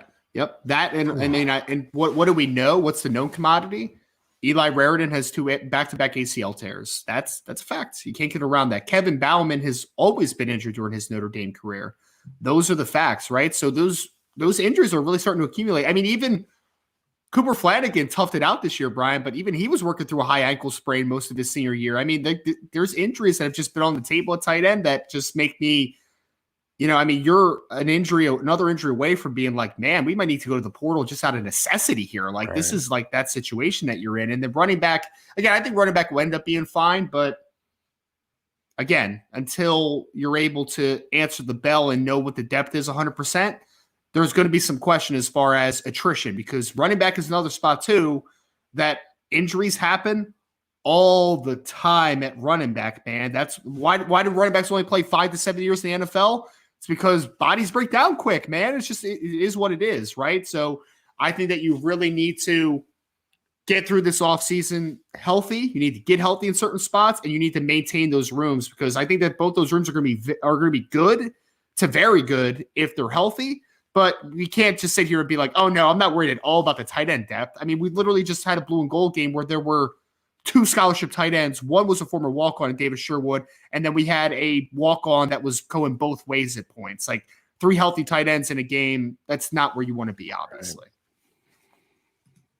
So let's move over to the defense, Ryan. Obviously, we're not going to have a scheme conversation about the defense because we just didn't see the defense running their base defense. We saw them doing a lot of blitz stuff. Yes. Not going to get into specifics. Ryan, I think if you were there and you saw it, I think you'd have liked what you saw. Okay. I think the timing of it was much better. I'm not going to get into specifics of what they were doing. I thought their timing from a blitz standpoint was much better. Much better. They didn't do a great job disguising, because I don't think that they were necessarily working on that those days.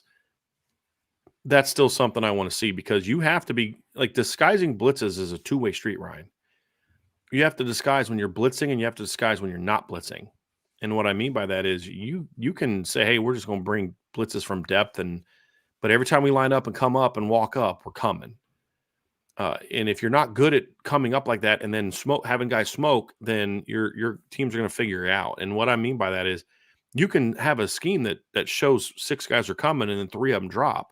But if they're not good at dropping and good at really humping it back to get underneath certain routes, or to get under, to find, hey, you're here and you're the Mike linebacker and you're walked up right over in the A gap, but your job as a boundary guy is at the snap, you are flying up underneath and you're looking up that slant route. You're hunting for that slant route coming at you. Yep. Right? Because they're going to throw that. And you got to find that. If you're not good at that, then that guy's going to catch the slant and you're not going to be in position, and he's going to make you miss. And all of a sudden they've got a big play and they just smoked your blitz. So those are all things that I didn't get a chance to see a lot of this spring. They remain question marks for me. But when I look at it, Ryan, I scheme wise, it's hard to tell from what we saw. And then in the spring game, they were the only side of the ball that was told what they could and couldn't do. The offense was not. So it's really hard to evaluate scheme-wise. We don't need to talk a lot about coaches because it's the same coaches. Yes. As far as like new coaches, I will say this. If I'm grading coaches for what we saw from them this spring, a coach that I have been very hard on in his time at Notre Dame, that I feel a lot better about as a coach right now than I did month and a half ago, is Al Washington. Love it. Loved what I saw from Al Washington. And I loved what I heard from sources that are not Notre Dame people, but people that were at practices. Because Notre Dame people are going to tell you, yeah, he did a great job. But I trust more people that were there that don't know him. Yes. I trust more parents who maybe had some issues in year 1 and where they are now. and you hear him evolving as a coach. This isn't just about him knowing the personnel better. I think Coach Washington had a rough year himself. I think he knows he didn't get the job done the way he thinks he's capable of. And for different reasons. I'm hearing about how he's interacting with players different. He is the coaching is being received a lot more. And I think part of that is because some guys are gone, but also because I think he's demanding it more. Yeah. And I think some of the things that Al Golden decided to do with, hey, we're going to have a different starting lineup every day. I think that was a I think that move by Al Golden was great because that was a wake-up call to everybody. None of you are guaranteed a starting job right now, except number 20, right? None of you are guaranteed a starting job. So we're going to compete. And I think that raised like, hey, you better make sure your attitude is right now. You better make sure you're coachable right now. You better make sure you're showing up every day because these guys are not playing around. And here's the thing. When you do this, it's not so much that, oh, he put so-and-so with the ones on the third practice of the spring. Whoop-de-doo. Why this matters, Ryan, is one of the takeaways from the spring. The front seven depth right now is outstanding. Do I know if there's going to be any stars? I don't yet know if there's going to be any stars, but there's a lot of dudes that can play. And when you say, hey, Riley or Howard, we're going to give Jason Onye some 1 reps today. And then Jason Onye goes in there and balls. Yeah. You're Howard Cross and Riley Mills like, okay, tomorrow when I'm back with the ones, I better bring it. Dude brought it. You're J.D. Bertrand and Maris Luafau, and you're a starter, but today Nolan Ziegler and Jalen Snead are getting a chance to be with the ones. And they go ball, okay, I better bring it because this dude got that chance with the ones and he just was eating our run game up. And that's something I've heard is that those young guys, when they were working in with the ones, because they were doing a lot of that spring, because Marcus Freeman said it, but you say it, okay, did it really happen? We don't know. Was it just 2-3? I was told this happened the entire spring. The entire spring they were mixing up the first team defense. And when you hear about Drake Bowen getting a couple reps and making plays and Jay Nosbury, that's great. They're freshmen, but it's different when it's a dude that you've been battling with for the last year. And I know this kid's already kicking my butt in the weight room. Right. And now he's getting reps with the one and he's going out there balling. I got to bring it tomorrow. 100%. I think that decision by Al Golden, coupled with what I have seen with my own eyes and what I've heard from sources that I trust about what the job Al Washington is doing this spring, I'm probably more excited about the defense from where I was going into the spring, even than I am the offense going into the spring from a coaching standpoint. I already had high expectations from the offense, and they so far have met my expectations. I had major question marks about the defense. Now, I still have major questions about Al Golden schematically and some of those things, but as far as the way they're coaching this team, and with Max Bullock coming in as more of an experienced coach, James Laurinaitis is a brilliant guy. Yeah. But you can't just invent coaching experience. And Al Golden asked James Laurinaitis to do more than he should have, in my opinion.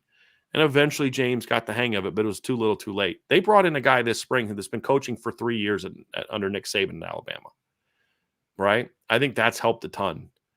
And, of course, the kids know the defense better now. All of that, Ryan, makes me feel a lot better about where the defense is now. On top of, they're just throwing waves at dudes. I mean, right now, Donovan Heinisch is a third-team guy.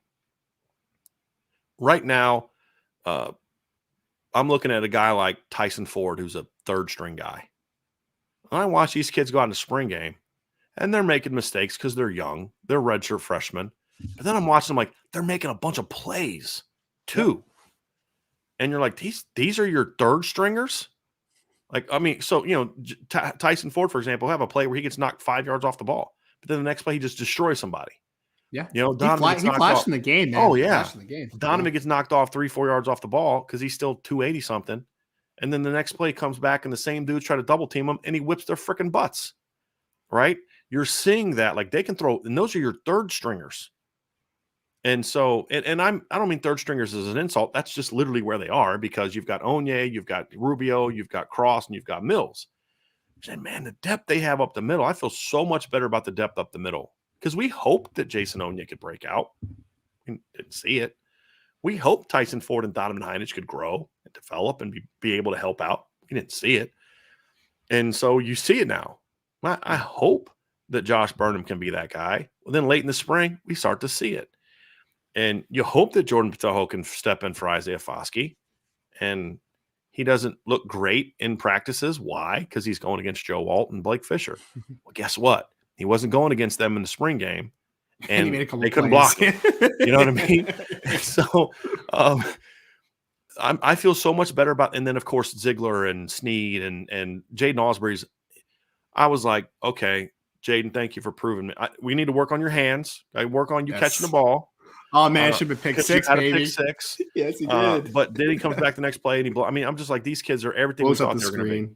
Yeah. Everything we thought they were going to be. Drake Bowman was everything we thought he was going to be as a freshman. Jaden Osbury athletically, and then Preston Zinter, who had by far the roughest spring, in my opinion, of any of the front seven guys, because he just was struggling to pick up the he comes out in the spring game and he made as many plays in the second half as anybody did. Sure did. And you're like, these are dudes, potential dudes. And so combine that with what I saw coaching-wise and some of the decisions Al Golden has made on how we're going to really create – how do you really create competition other than your words? Al Golden beautifully did that this spring, saying, no, here's how I'm going to create competition. Today, JD, you're with the twos. Nolan, show me what you got. Hey, Maris, today, you're with the twos. Nolan, Jalen, show me what you got. Hey, Kaiser, today, you're working with the twos. Jaden Osbury, get in there. Show me what you got. And then when those guys then step up and then, okay, all right, I'm going to show you. And then they do. Now the veterans are like, okay, it's twofold for the veterans. Number one is I better bring it tomorrow. But number two is also a bit of a relief that maybe I don't have to have the same snaps burden I had last year, which will help keep me fresh in the fourth quarter.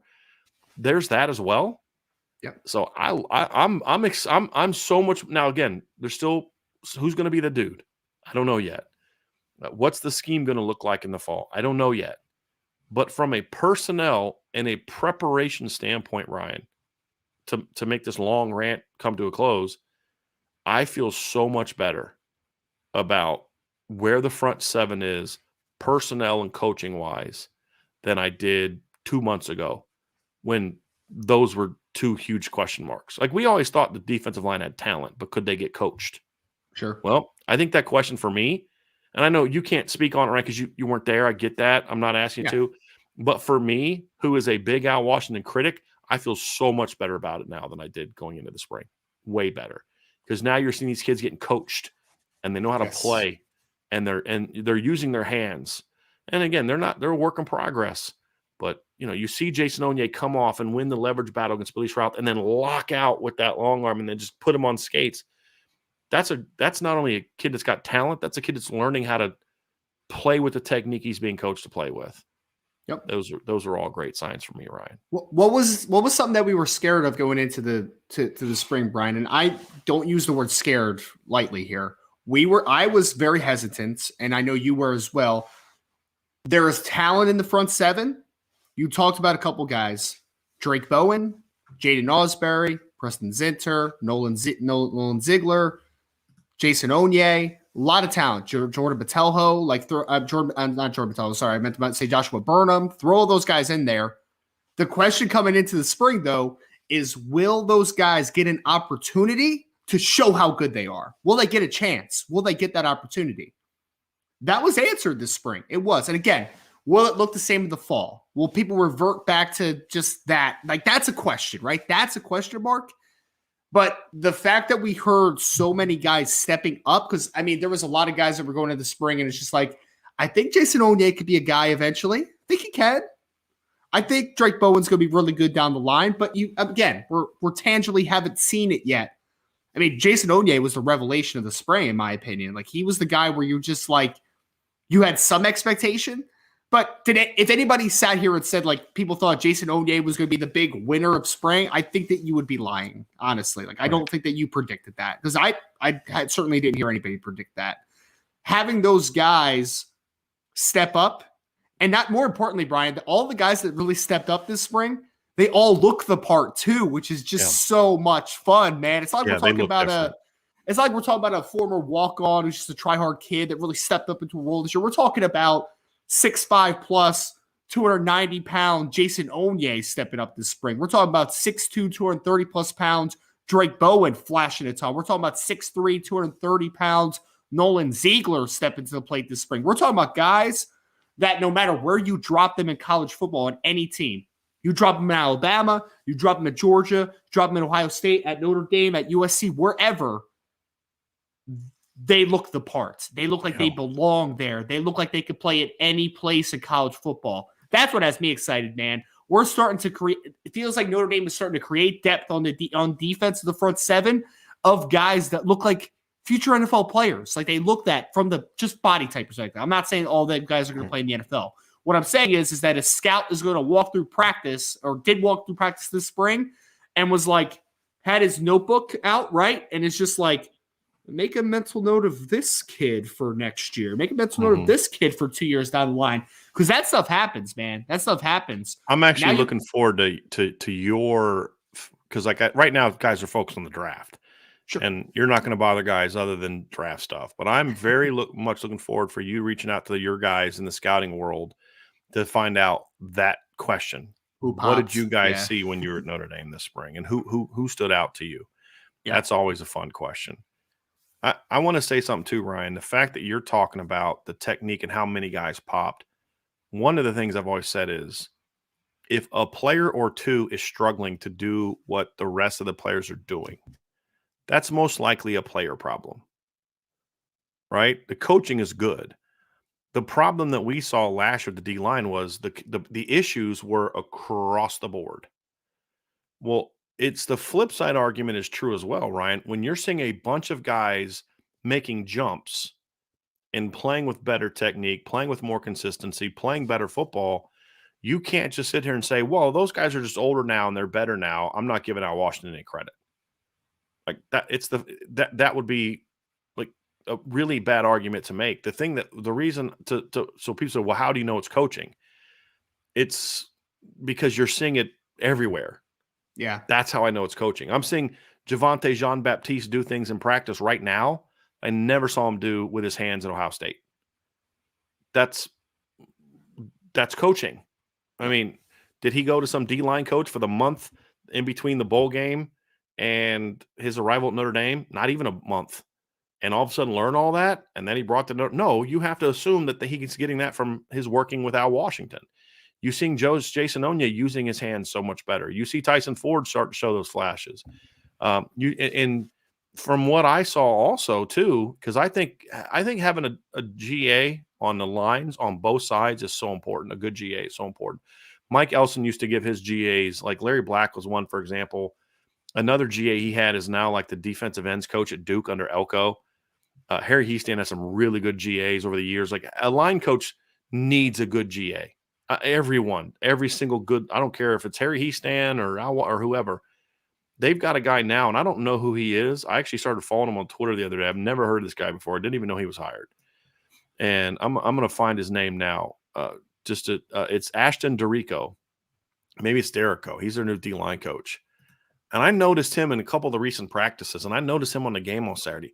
That dude's constantly talking to kids, constantly working with it. There was a play where Tyson Ford made a really good play, and he was kind of – I saw this on the TV. I didn't see this live, but I saw on TV. He's kind of jumping on Tyson a little bit. It's like, that's good coaching. When a dude makes a play, but clearly he did something like to us. Well, oh, he made a sack. Like, well, that's great. But no, you lucked into that sack. I'm just hypothetical because this is what you'll do. Yeah, you lucked into that play because you beat that guy. You do that next time and the B gap's exposed and they're not calling that play, you just gave up a 50-yard touchdown. Yep. Right? You still need to do what you need to do. And so it looks very, very, very, very small glimpses that the D-line coach is having, the D-line GA is having an impact as well. That's not to take anything away from Al Washington because a D-line GA can't coach if he's not being allowed to coach by the full-time guy. That happens 100%. More than you'd expect. Yes. That's also the sign of a good coaching job. Hey, I can't coach all 18 of these kids at once. I need you to help me out. And I got to trust you to go do the job. So just overall coaching on the defensive line position, Ryan, the fundamentals were so much better than they were a year ago with a much more experienced group of players. Yep. That's a great sign. I'm harping on that because that was probably My second biggest question mark on the defense behind is Al Golden going to change the defense at all? We don't have an answer to that other question. That's my big concern is we don't know how the defense is going to change because of just the nature of what we saw this spring. We weren't allowed to see it. But I got to tell you, man, I was very pleased with what I saw from there. The other question I have too, Ryan, the remaining questions that we have are I mean, we talked about what we like, right? The talent, the depth in the front seven, the speed in the front seven. I was saying the cornerback depth chart. I thought Jaden Mickey had a great spring. I think Chance Tucker really progressed this spring. Ryan Barnes brings some potential as like a nickel guy that can tackle and hit. He's still got to be more consistent. Like he'll look great. This is what we've always heard about him. He'll look great for 4 or 5 snaps and then just 2 snaps. You're just like, dude, what are you doing? Still saw too much of that. We didn't see Thomas Harper, and we didn't see Cam Hart. So the fact that I came away from this spring encouraged by the play the quarterbacks, corners not named Benjamin Morrison is a great sign when you consider you're getting Thomas Harper and Cam Hart back as your nickel and your field corner. Great sign. Xavier Watts. And Christian Gray should be back too. That's right. And he looked really good before the injury. Yep. And, Xavier Watts looks like that dude. But the biggest concern I have on defense, tackling is still an issue. The red zone defense is still a problem. They allowed the offense to get into the red zone 4 times on Saturday. They scored touchdowns on 3 of them and scored on all 4 of them. It's like, oh, that's exactly what you did during the year, right? Yes. Like, okay, spring game, you didn't have your whole defense. You're not allowed to blitz. Okay, all right, I'm not going to overreact to it. But, you haven't answered that question yet. I need to see you answer that question. But the big concern for me right now, the biggest concern for me, and probably my biggest concern on the entire team right now, other than place kicking, is I'm very nervous about the safety position right now. We didn't see Ramon make that. Man. Yeah, Ramon didn't make that jump I hoped he would make. Doesn't mean he won't by the fall. DJ Brown is, I mean, you saw it, right? He's a fit 6-year senior. He's not changing. He is who he is. Yep. Smart kid. He'll be in the right position, but he just is not the athlete you need to really be an impact guy. And after that, right now, your next safety is Marty Auer, who's a really nice walk-on. But that's not the guy you're going to beat Bama with and Georgia with and Ohio State with and Clemson with as a rotation safety, in my opinion. Great special teams weapon. If that guy's not running down on kickoffs and punts this year, something's wrong, right? Like that guy can help you. But in all honesty, he is a one-trick pony. He is flying downhill, and he is going to wreck you. He's an alley runner. He will wreck you in the alley, right? I love that kid. But that's not what the big need that you and I thought they had. They need a guy that can come in and play with range and cover. Marty Auer makes me feel a lot better about the talent at safety from a number standpoint. He can help you if your alley guy goes down. But they're still lacking that next guy that can play with the range and the playmaking ability that they still lack at that position. And they're going to have to go to the portal for that. Because like with Clarence Lewis, that's the one I've been harping on all spring. My frustration with Clarence is, how are you still not tackling right now? Right. Like, how are you taking a step back technically as a tackler? You know what I mean? It's like you had a chance to go out there and prove something. You're getting passed up by other corners, cuz you need to get out there and get going. You need to So did Clarence do anything this spring to me to earn a chance to be a safety or play? I can't answer that because I saw 3 of the 15 opportunities. That's it. Yep. All I will say is he didn't do anything in 2 of the 3 sessions we saw to make me feel like he forced the coaches to have a conversation about finding a way to get him on the field more. That was a little bit disappointing for me. So safety right now remains by far my biggest question mark. And honestly, Ryan, I have to scour the portal a little bit more. I don't see a lot of answers. Not right now. I don't. Not right now. Yeah. I mean, maybe Cameron Kelly, but he's a nice player. He was a all ACC guy recently. The kid from Carolina that went to Virginia, he's not back in the portal. Don Chapman, I don't think is really. I mean, like every time all these North Carolina, I'm like, they just had one of the worst. They had the terrible pass defense last few years. So I don't know if like somebody's like Storm Duck and they're all in the portal. Storm Duck's a corner though. But I'm talking about all the Carolina guys that are in the portal. Oh yeah. And they're cut. I'm like, they had a terrible pass defense the last 2 years. Wasn't Tony? I think Tony Grimes is in the portal now too. Yeah, right? He went to A&M. Oh, they go to A&M. Yeah. So I mean, that's a little concerning. Like the kid from RJ Moten from Michigan, he's an alley guy that had a worse tackling percentage rate last year than DJ Brown did. He's not an answer. He's not a guy that can cover. He's an alley guy. I felt Michigan last year, Ryan, used him a lot more on level 2 than he did level 3. I think you and I talked about this, right? Did we talk about this yesterday? Yeah, you mentioned it. He's not an answer for me of what they're, because again, it's not, they don't just need a safety just to have a body. They need a guy that brings a specific skill set that they don't have a lot of in right now. They have plenty of guys who can run the alley. They don't have guys that have proven to me they can play over top, and they don't have a lot of guys to me that have proven that they can cover. And that's a bit of a concern. So, and I think it's a big concern because you don't know where yeah, you don't know where the answers are coming from right now. Like it's the unknown factor. I mean, at one point, Brian, you're like, Peyton Bowen could be that guy as a true freshman. Obviously, we know what happened with that. And then you're like, okay, well, maybe Brandon Hillman could give you something as a true freshman. Then we know what happened with that. And then you're in a situation too where Don Schuler and Ben Minich missed part of spring with injuries. I mean, I'm sure they'll be back and they'll be good to go. But again, it's the impact level talents that we're talking about. Guys that can come in and allow those alley runners to be better football players because they don't have to be pressed into things that they're not good at as much, right? It's like we're basically counting on Xavier Watts to be Superman and to keep everything together with tape. Otherwise, and if Xavier Watts is not Superman, then you're in a lot of trouble, man. Like you're in a lot of trouble. And you're in trouble just in a vacuum because of the depth issue that you have, but need to find it somehow, man. And and we're not even talking about 2024 recruiting right now because we're talking about impact for 2023 right now. Like I'm talking about who can help this team in 2023 make that impact on the back ends. And there's just not a lot of answers because like you said, Ramon Henderson hasn't really taken a step forward. DJ Brown he's DJ Brown. Like not that Ramon was bad. He just is the same dude he's always been. He'll have some good moments. He won't kill you. He won't hurt you too bad, but he's just not making the plays you hope they can make.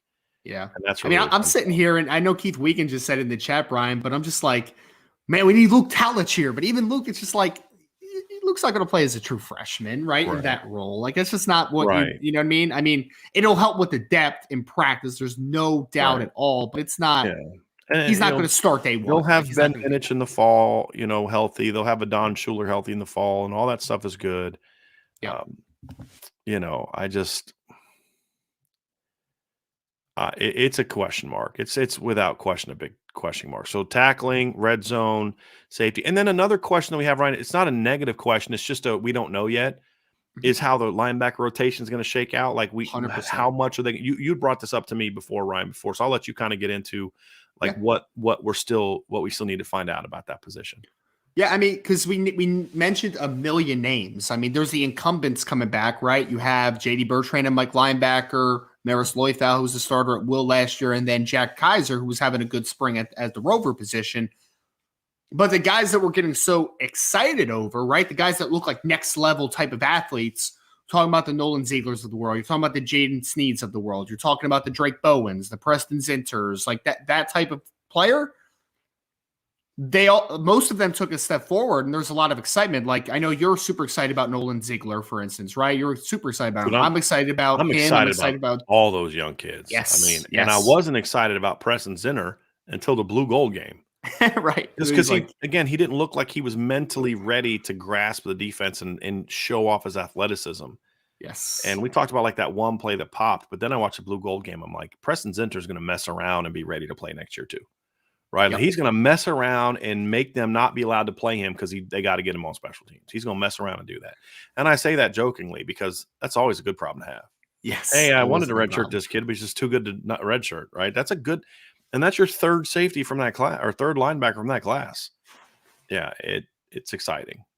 I'm excited about Nolan Ziegler. I'm excited about all those dudes, Ryan. I mean, they're all ballers right now. And this is kind of off of my feelings going into the spring, Brian, because I already talked about this. It was like I was very pessimistic that we were not going to see them get a big opportunity to showcase their skills. Well, now we got a taste of it, right? We saw it. We saw it with our own eyes that some of these linebackers, they can play, man, and they can move and they look different. Now my next question is, yes, okay, cool. We saw it more this spring, and that's a great step. But when we get to the fall, is Al Golden and the staff going to allow those guys to get an opportunity, right? Like, I am just curious about that. Or is it just going to be, JD's the incumbent. Marist is a known commodity, sort of. Jack Kaiser's a guy that we've known for a couple years. Are we just going to rest on resumes and some of the young guys will just have to wait and not play a ton? Or are you legitimately going to give Nolan Ziegler, Jalen Sneed, those guys an opportunity to play a high volume of snaps in 2023? That's my question. And again, that's a little bit of pessimism that was built on before the spring.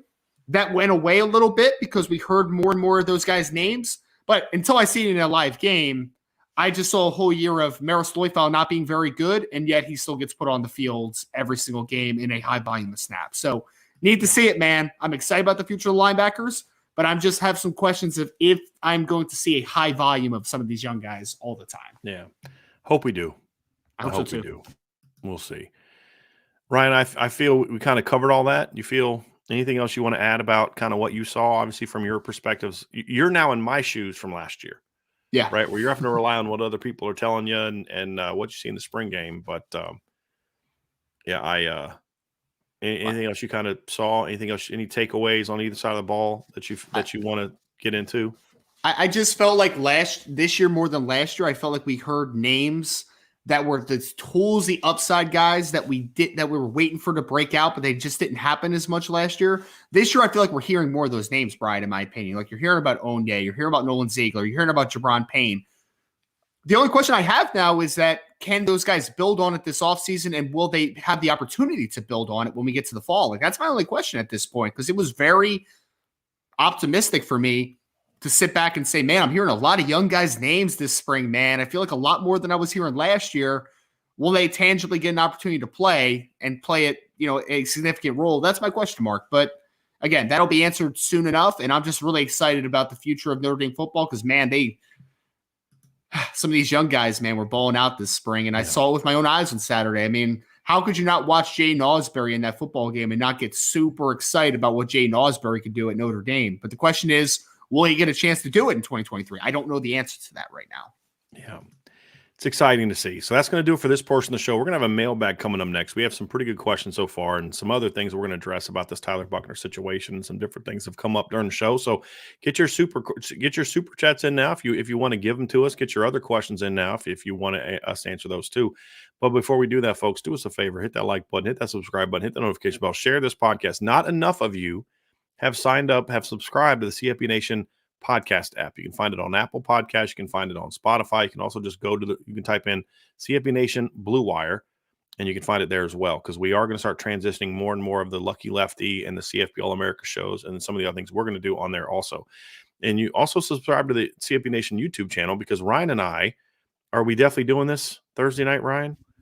So Thursday night, Ryan and I are going to have a live draft show. So we're going to go live. What time does it start, Ryan? What time's the draft start? It's 8 o'clock. I think it's 8 so o'clock. We'll probably go live around 7:30, just kind of do a preview, just kind of get Ryan the latest of what Ryan is talking about. So whenever the draft starts, we'll start about 30 minutes early.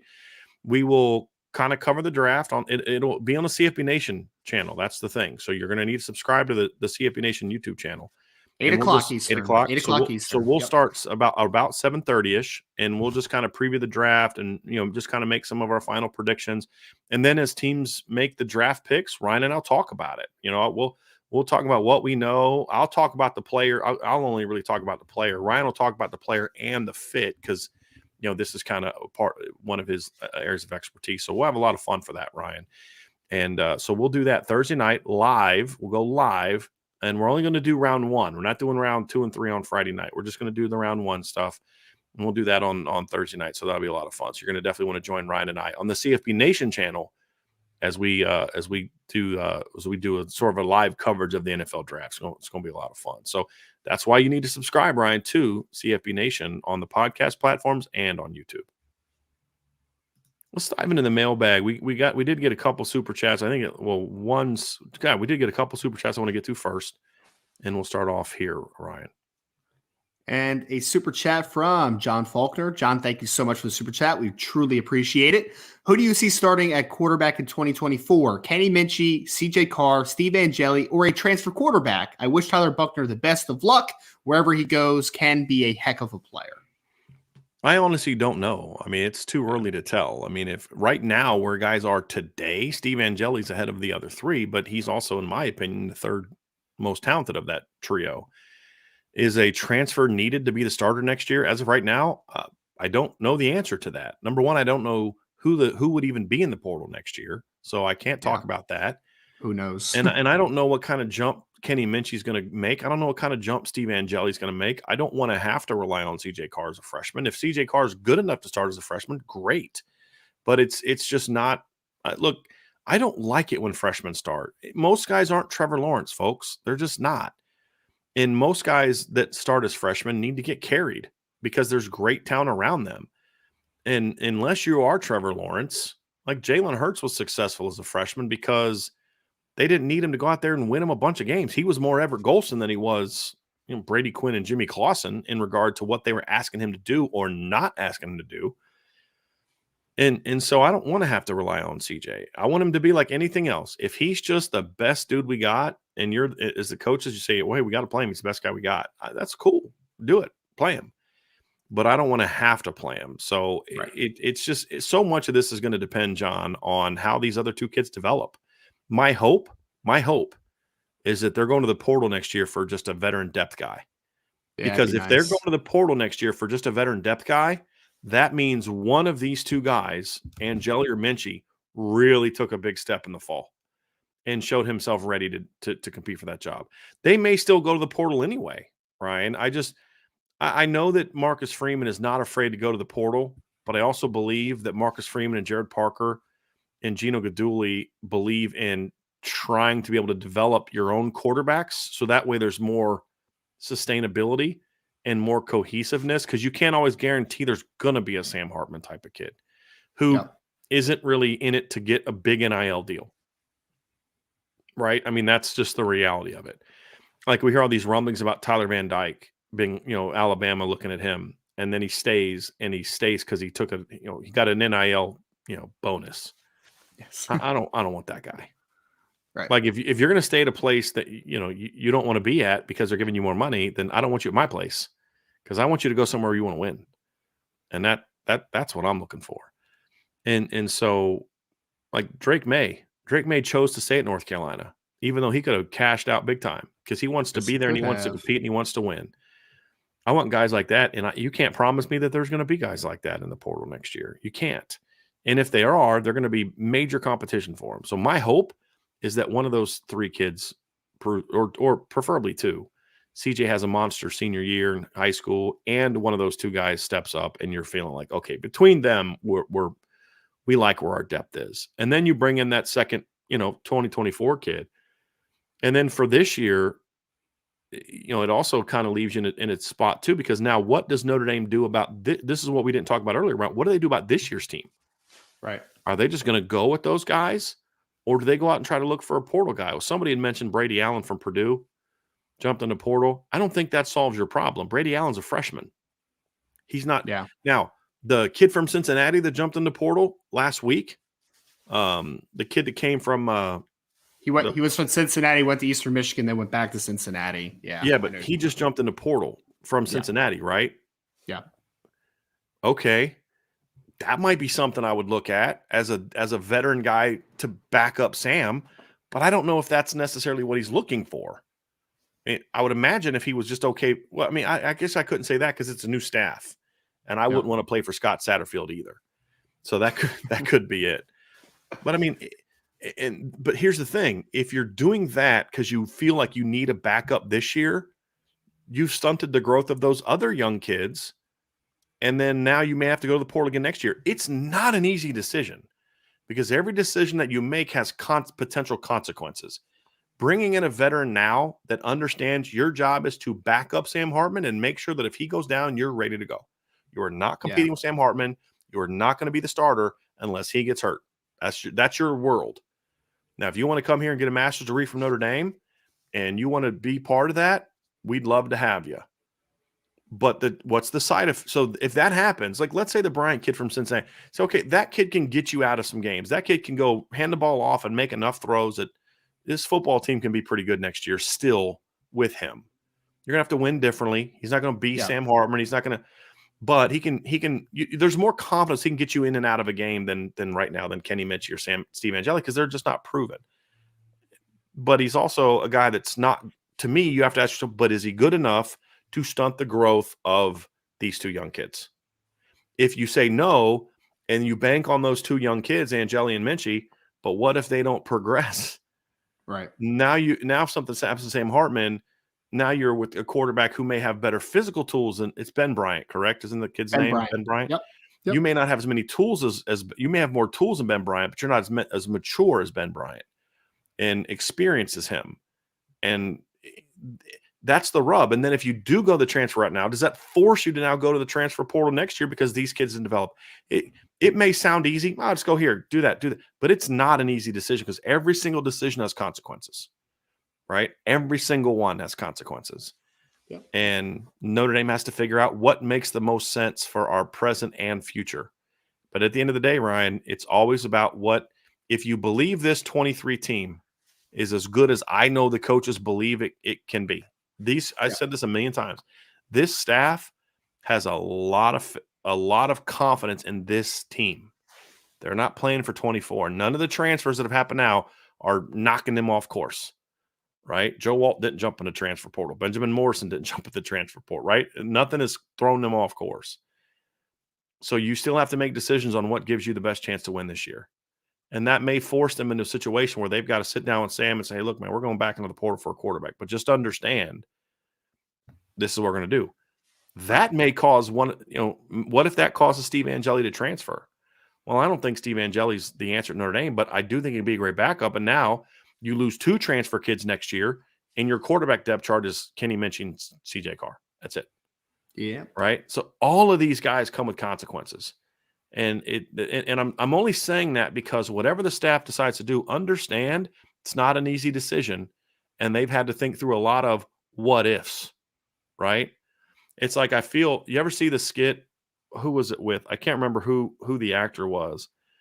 I think it was Nicolas Cage, but there's this skit on Saturday Night Live where the wife is pregnant and she's thinking of names that they're going to name their baby. And every time she does, the guy makes fun of it, like make some, and then at the end there's a knock on the door. It's like some fake UPS guy, and he's like, I have a package I have a package for Mr. and Mrs. A Wipe Johnson. I'm not gonna say the word, but ASS Wipe Johnson. Yes. And he's like, it's Osweepe. You know what I mean? It's like, but the scenario is like, every time I say, well, what about this? There's a negative to it. Well, that's kind of where the staff is right now. Every scenario that I could present to the staff, or someone in the staff present, hey, what about this kid? What about this kid? I can make a counter argument of why that might hurt us in another area. And that's why I say they've got to be real convicted on what they're going to do, and then just go do it and then own it. That's the thing. That's what they need to do. Just understand there's consequences and be willing to live with them, and know that there's really not a wrong answer, because the main goal at the end of the day is what's going to help this 2023 football team have a chance to go compete for a championship. And that's what the discussion ultimately needs to settle on, Ryan, in my opinion. Well, I mean, in 2024 is fascinating because I don't have a crystal ball, obviously, right? It's like, because somebody in the chat earlier when we started the show, Brian, was just kind of discounting Kenny Minchey. It's like, oh, Kenny Minchey's not going to be ready as a sophomore. I'm like, how do you know that? How do you know that, right? I mean, why is that the assumption that we're jumping to? I have no idea what Kenny Minchey is going to look like in a year. I have no idea what CJ Carr is going to look like in a year. There is a lot of questions, obviously, moving forward from the full depth chart perspective of what 2024 is going to look like at quarterback. But I'm not going to pretend to be a crystal ball guy here, right? Like, I'm not going to sit here and be like, oh, Kenny Minchey's not the answer in 2024. How do you know that? I don't know that for certain. I don't know. I have no clue. I don't know how. Yeah. I don't know how much he's going to weigh. I don't know if he's going to grow another inch. I don't know, like, physically what he's going to look like. Like, you have no idea how a guy's going to develop. So, again, I get it. But for like the 2024 conversation, John, and it's a completely fair one because we've been talking about all offseason about, like, ideally, Tyler Buckner is your guy in 2024. I'd sit behind Sam Hartman for a little bit, but so it's going to be a different conversation piece, obviously, now as far as what the future is at the position. But we can't just discount people that are on the roster to begin with, right? Like, I'm not just going to scoff, be like, oh, Kenny Minchey. Yeah. What? Kenny Minchey was a top 100 player in this class. Like, he I was a want really to good I player. want to bring up a comment that I think someone's missing the boat on what we just talked about. Ty C says bringing in a 1-year rental is no different than having Tyler Buckner on the team. Kenny and Steve will get the same development with a transfer as they would have with Tyler Buckner on the team. Here's what you're missing. If Tyler Buckner's still on the team, you don't need Steve and Kenny to develop to be the starter in 2024 because Tyler is. So their development this year is geared towards, okay, you're going to be Tyler Buckner's backup most likely next year. There's no one in their right mind, in my opinion, that believes that Tyler Buckner would have stayed. Well, I guess I shouldn't say that. That's disrespectful to people. Yeah. I reject the notion that anybody other than Tyler Buckner was going to be the starter next year unless he got hurt again. Right? So you weren't asking Kenny and Steve to be the starter in 24. My point is this. If you don't let them develop this year, you're losing both portal kids is what we're talking about, because you're not going to bring in some redshirt freshman portal guy, in my opinion. I don't think that really helps you. And I think that's where you could get into, okay, you just brought in another young guy to compete with with CJ Carr and Kenny Minchie. How are they going to respond to that? I'm more referring to looking at like some of the veteran guys, right? So I mentioned Ben Bryant being an example. If you bring in Ben Bryant, he's not your starter in 24. He's gone. Correct, Ryan? He's out of you're not bringing him in to be the starter, right? Yeah. So you're losing both of those guys, and now these two kids who aren't getting as many reps because they're the 3 and the 4 are now in a position where they got to compete for the starting job next year. That's different if Tyler Buckner's on the roster. If Tyler's on the roster instead of Ben Bryant, Tyler's being groomed to be your starter next year, not those two guys. So that's where I think that you're incorrect here in that response. Is because they're being developed for something different if Tyler Buckner's on the roster compared to the others. So in theory, you're correct. Their development would be the same. But the point is your depth chart in 24 looks way different if Tyler's not here because the guy you're bringing in. Hey, I see you got your new shirt on. The new shirt you got on. I know, man. Back-to-back days, man. I love it. I just noticed it. I'm sorry. I'm so ADD. But that Ty, so I hope that understands where I'm kind of coming from. Is it's a little bit of a different deal than if Tyler was here, because the consequences for 2024 are different in that instance. We have a lot of stuff about the quarterback. Go ahead, Ryan. Can I bring up something that's completely unrelated real quick? Sure. I just want to plug us for a second, man. Oh, not that one. Here we go. Bailey Brad said Kingston Viliamo Asa announcing a top 3 on Friday. That's got to be good for Notre Dame if he's getting closer to a decision. Bailey Brad, I don't know if you're on the message board at boris.irishbreakdown.com Champions League, but if you are, you would know that there is a decision date that's already kind of been discussed a little bit, and you would already know who that top 3 is going to be on Friday if you were to subscribe to the message board as well. So yes, sir. It's another reason, another advertisement. Ryan had that. Well, you actually had that on Sunday, didn't you? Yeah. So you didn't know that 2 days ago. We know who his top 3 already are. Right. So yeah, but you had to go to the message board to find out. And it is good for Notre Dame because they will be one of those 3. So we have another super chat here, Ryan. Super chat is from iReallyQ. Thank you so much for the super chat. Relicue. Relicue? I'm sorry. Yeah. Relicue. My best guess at what those 2 things mean on the edges. My apologies. If I'm butchering it, my apologies. But thank you so much for the super chat. We really appreciate it. With the portal, how plug and play are college athletes compared to NFL players? College football seems to have more diversity with formations, mesh, spread, triple option, etc. Are we going to start seeing more paper tigers? I don't know the answer to that, honestly, because we've seen teams. I actually think in college football, the guys can be plug and play. And I think there's a lot of validity to what he's saying as far as mesh and spread and triple option. But if you're landing talented players, they can have a big impact. Look at Michigan State. You could kind of call Michigan State a paper tiger, I think, because you could say, well, they had that year where they brought in a bunch of transfers. Yes. And then those guys all left. And then the next year they were garbage. Yes. Well, USC comes in and they have all their transfers. They get a lot better. They go from 4-8 to 11-3. And then they lose a bunch of guys, but then they just replace those guys with a bunch of new transfers. So does that mean USC just keeps doing it? Is USC going to be really good again with all these new transfers? Or was last year fool's gold? We don't know the answer to that. If I had to guess, I'd say that they're going to be really good again. Would be my guess. But we don't know, because is the kid from Arizona going to be as good as Jordan Addison? Will the new players mesh as well as the others? And a perfect example for me of this is go watch the Last Chance U. Yeah. And to see how different those teams were from year to year. Each and every year. Because they were just turning the roster over so much each year. One year you get this kid from a D1 school that's got a good attitude and he's just trying to work. And then the next year you get this kid who's just a huge problem. You get Malik Henry. Yeah. And it just, it's just so much that goes into it, right? That it's just like, I don't know the answer because we don't have enough evidence of what it's going to turn out to be. If USC just is really good again this year, maybe even better, then there's going to be people say, well, there is a right way to do it. If you can just do it every year, there's a way to do this. Right. But what if USC struggles because they just don't have the because this is the big thing. It's the chemistry.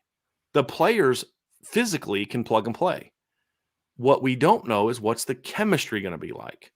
Right. One year you may get a bunch of kids that are completely bought in. And then also, is the USC thing real and a model for teams that want to do the portal route? Or do you have Caleb Hartman or Caleb Williams masking some of those issues that you can't mask the next year? Because here's one thing I can promise. If USC goes into the portal again after Caleb Williams, I'm pretty confident in saying that guy won't be as good as Caleb Williams. It's pretty high percentage that won't happen. Is that fair? Very, very high percentage, yes. So does the chemistry problems become worse and he can't mask them, hypothetically, if they exist? Or has Lincoln Riley found the secret sauce to keep chemistry going when you're turning over the roster? There's so many unknowns to this that I just can't. I could, if I were to give you an answer, it would be based off my bias of I don't think you can just return over your roster every year and be successful. I just don't think that you can, unless you've got a quarterback that can just make up for those things. But we're going to find out. And I also know that there's a couple programs that are pretty freaking good year after year right now that are barely touching the portal when it comes to guys coming in.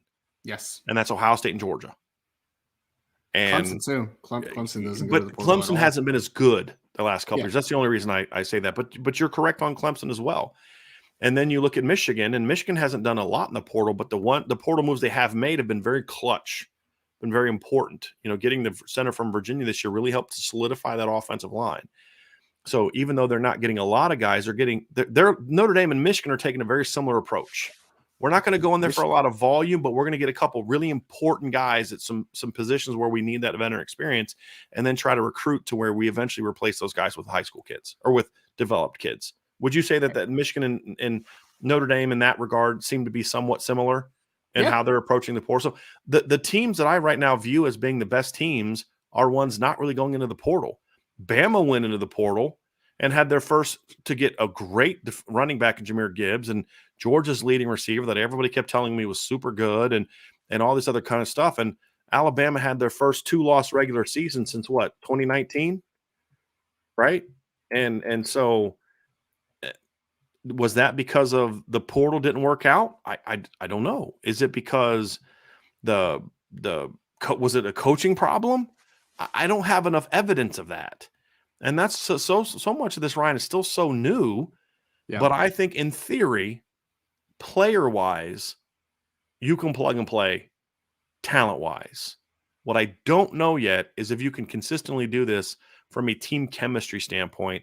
And I would say my bias is that I think we're going to see more Michigan States than we do USC's.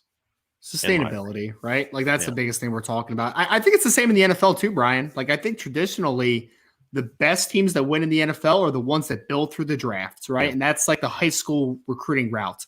Every once in a while, like the Philadelphia Eagles in 2017, when you hit on free agency everywhere, you're going to be a really good football team. But what happened to the Eagles the next year? Fell apart, man. They weren't a great team anymore because then you weren't able to sustain. You weren't able to develop within your roster. You're going outside to bring guys in that are on the veteran basis. So I think it could happen. I'll say it like this. I think that you can strike golds sometimes, right? Like I think that there's going to be years where you can go the portal route and it'll be really good. And maybe you can even win a national championship. Like it's possible, right? But if we're talking about sustainability of being a consistently good to very good football team every single year, I don't think you can win through the portal every single year because I think free agency in the NFL has showed us it can work out sometimes, but a lot of times it doesn't work out. Like that's just kind of where we are. And that's our opinion. Yeah. We don't have enough evidence because we haven't seen it. I mean, this is still On the this college 1 year level, portal yeah. thing is still in, because portal transfers used to be great because you get a kid in, he's got to sit for a year, become part of the team chemistry, buy into the team, do the dirty work because you're not playing. So you're doing some scout team stuff. You're kind of learning to be a part of our team. And then the next year you've earned your spot if you're playing. Yeah. Now it's just like guys are coming in like, oh, here you go. Here's your job. Right. The thing I love about what Marcus Freeman did this spring is he said very clearly, hey, Sam, we didn't bring you in here to sit the bench, but we're going to make you still earn it. Hey, Javonte Jean-Baptiste, we brought you here to play, but you got to go earn it. Thomas Harper, we brought you in here to play, but when we get in the fall and you're healthy, you got to go earn it. Yeah. I think that you got to do that. You start bringing in some of these kids, like there's nothing to earn. Who else is going to start there? And I think that's going to be part of it as well when I look into it. Do you like how Michigan also went to Stanford's offensive line? They're like, you know what? I can fix right? you, Miles Hinton. Drake Newton, but what have we always? over. What did we say about Stanford's line last year? Yeah. If they had a better line coach, they'd be pretty good. Miles Hinton Michigan's is a betting on that. first-round talent. He's a first-round talent, just not a first-round player right now, obviously. Spot on, Ryan. Yeah. And Michigan has an offensive line coach that's shown he's pretty good. I mean, if he get that much out of Ryan Hayes, then what can he get out of Miles Hinton, man? Dude, I was so skeptical of that hire because I'm like, the guy, I don't think he'd ever been an O-line coach. He was like a young tight ends coach. And I'm like, you're hiring that guy to coach the Michigan offensive line? Like, I don't even know who this guy is, right? I was like, well, that take looked pretty stupid, and it only took him a year to make it look pretty stupid. And Sherrod Moore's a good coach, man. Let's see if he can do it for a second year in a row. I'll see your Joe Moore and raise you another. You know what I mean? Like, okay, Shamar's legit, right? Like, this dude's legit. Now he's getting this elite talent. Now he's got another task to prove. Can he now get a guy that's got more of a ego? Maybe. I think he will. And then they got the Drake Nugent, who I think's a little overrated. Still a good football player. It's preseason All-American Drake Nugent to you, man. No. No. Got a couple more. I'm gonna put him on the Irish Breakdown preseason All-American list just for you. Well, it's not happening. I have editorial control, so yeah, not happening. All right, we got another super chat. Super chat from SB. Thank you so much for super chat. Recognizing the positive recognition of Al Washington's performance year to date. That's what we're always going to do. Yep. And that's what I've said is it's not personal. I'm going to evaluate you on the job that you're doing that I see with my eyes and then what I'm hearing from all my sources. And if you're not doing the job, we'll say it. But it's never personal. And I've said before, I hope Al Washington starts doing a better job because I've heard nothing but good things about him as a human being. Yep. And guess what? He's doing a better job. So what are we doing? We're praising him for it. It's not that hard. Yeah. So just be honest and objective. Man. It's not personal. It's never personal. And it's important that he does a good job because he's a line coach. You have to have a line coach that can coach. It's imperative, especially at a place like Notre Dame. So yeah, he's doing a really good job. Really good job. And I always come back to it, Brian.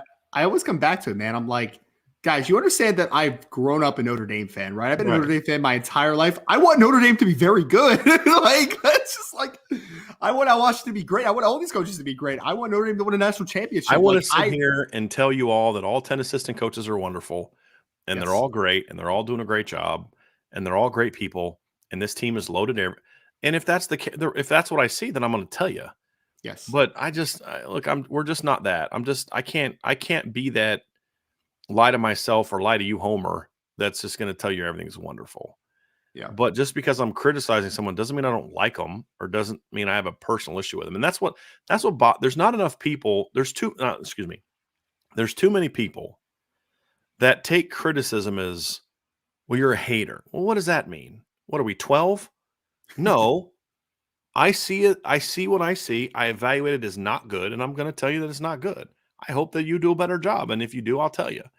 It's just such a shallow way of looking at it. It's not personal. And when you do a good job, I'll be happy. And I think he's right now, from what we've seen so far through the spring, he's doing a really good job compared to where he was last year. So I'm happy with it. And I have no problem saying it because, again, I hope Al Washington thrives. I hope he's good at what he does.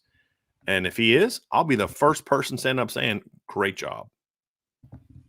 Another super chat from Tyler Evans. Tyler, thank you so much for the super chat.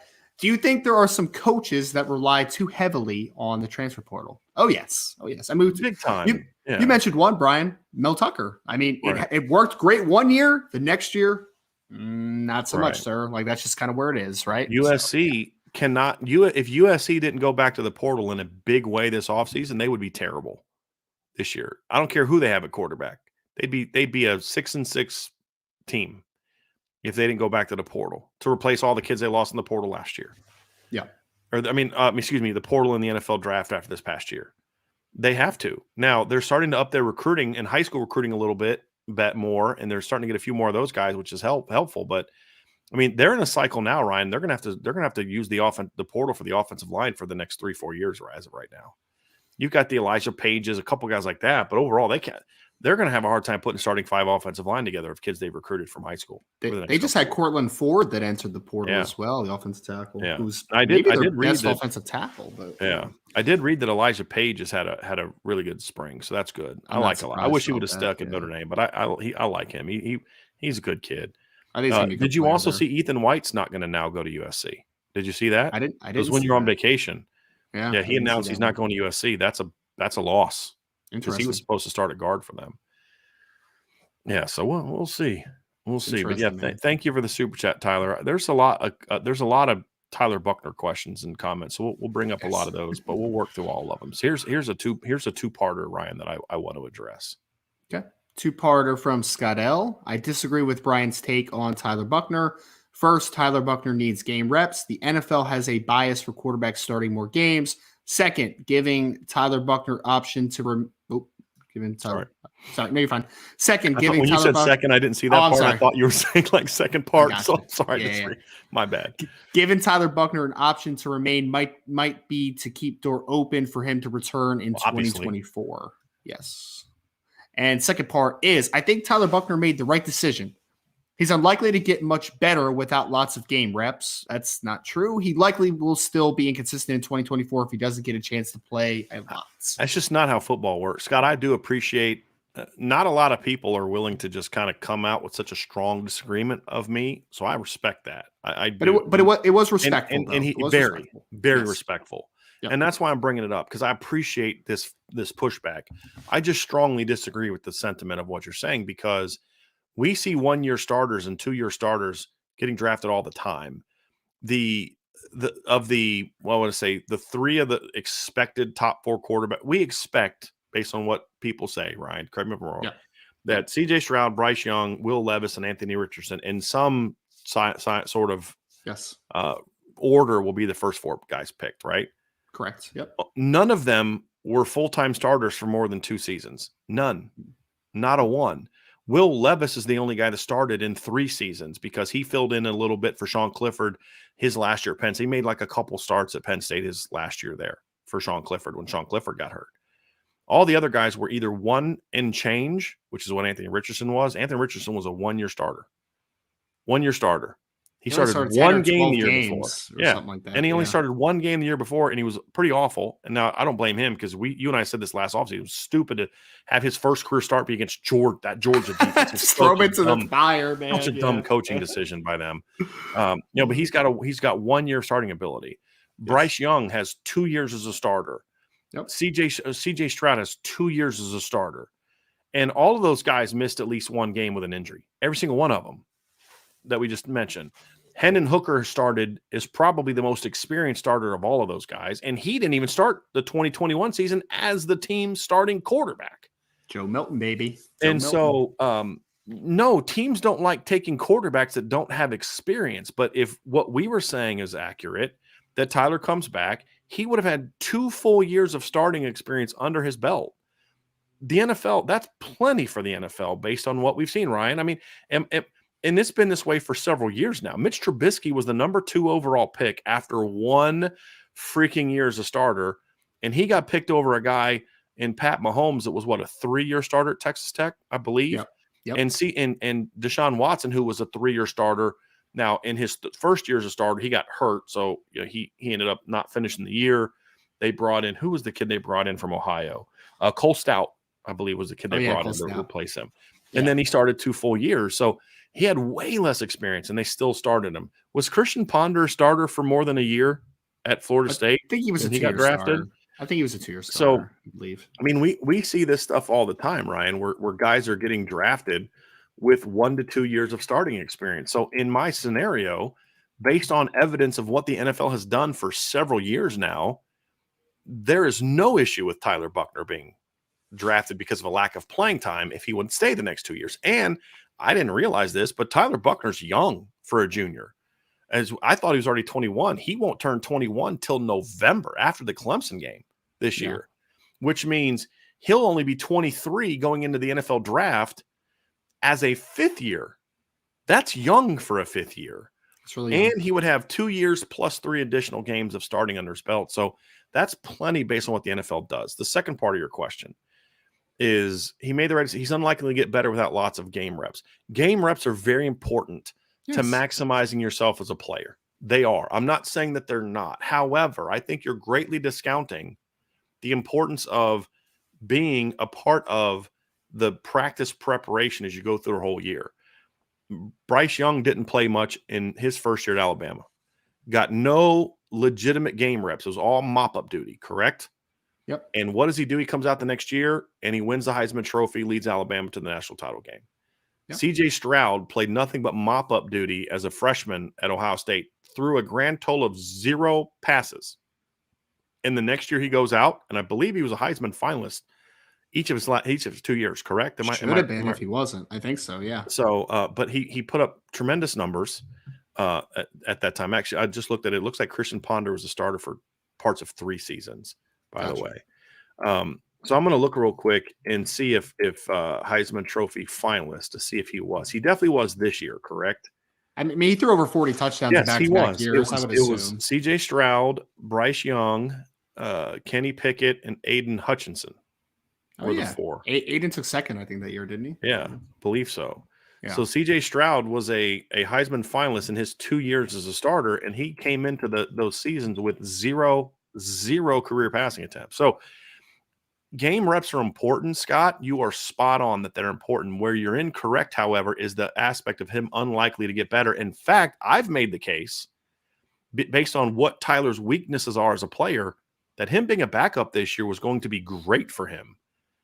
Because otherwise, he's just going to keep making the same mistakes over and over because it's more about getting him mentally ready to execute the offense.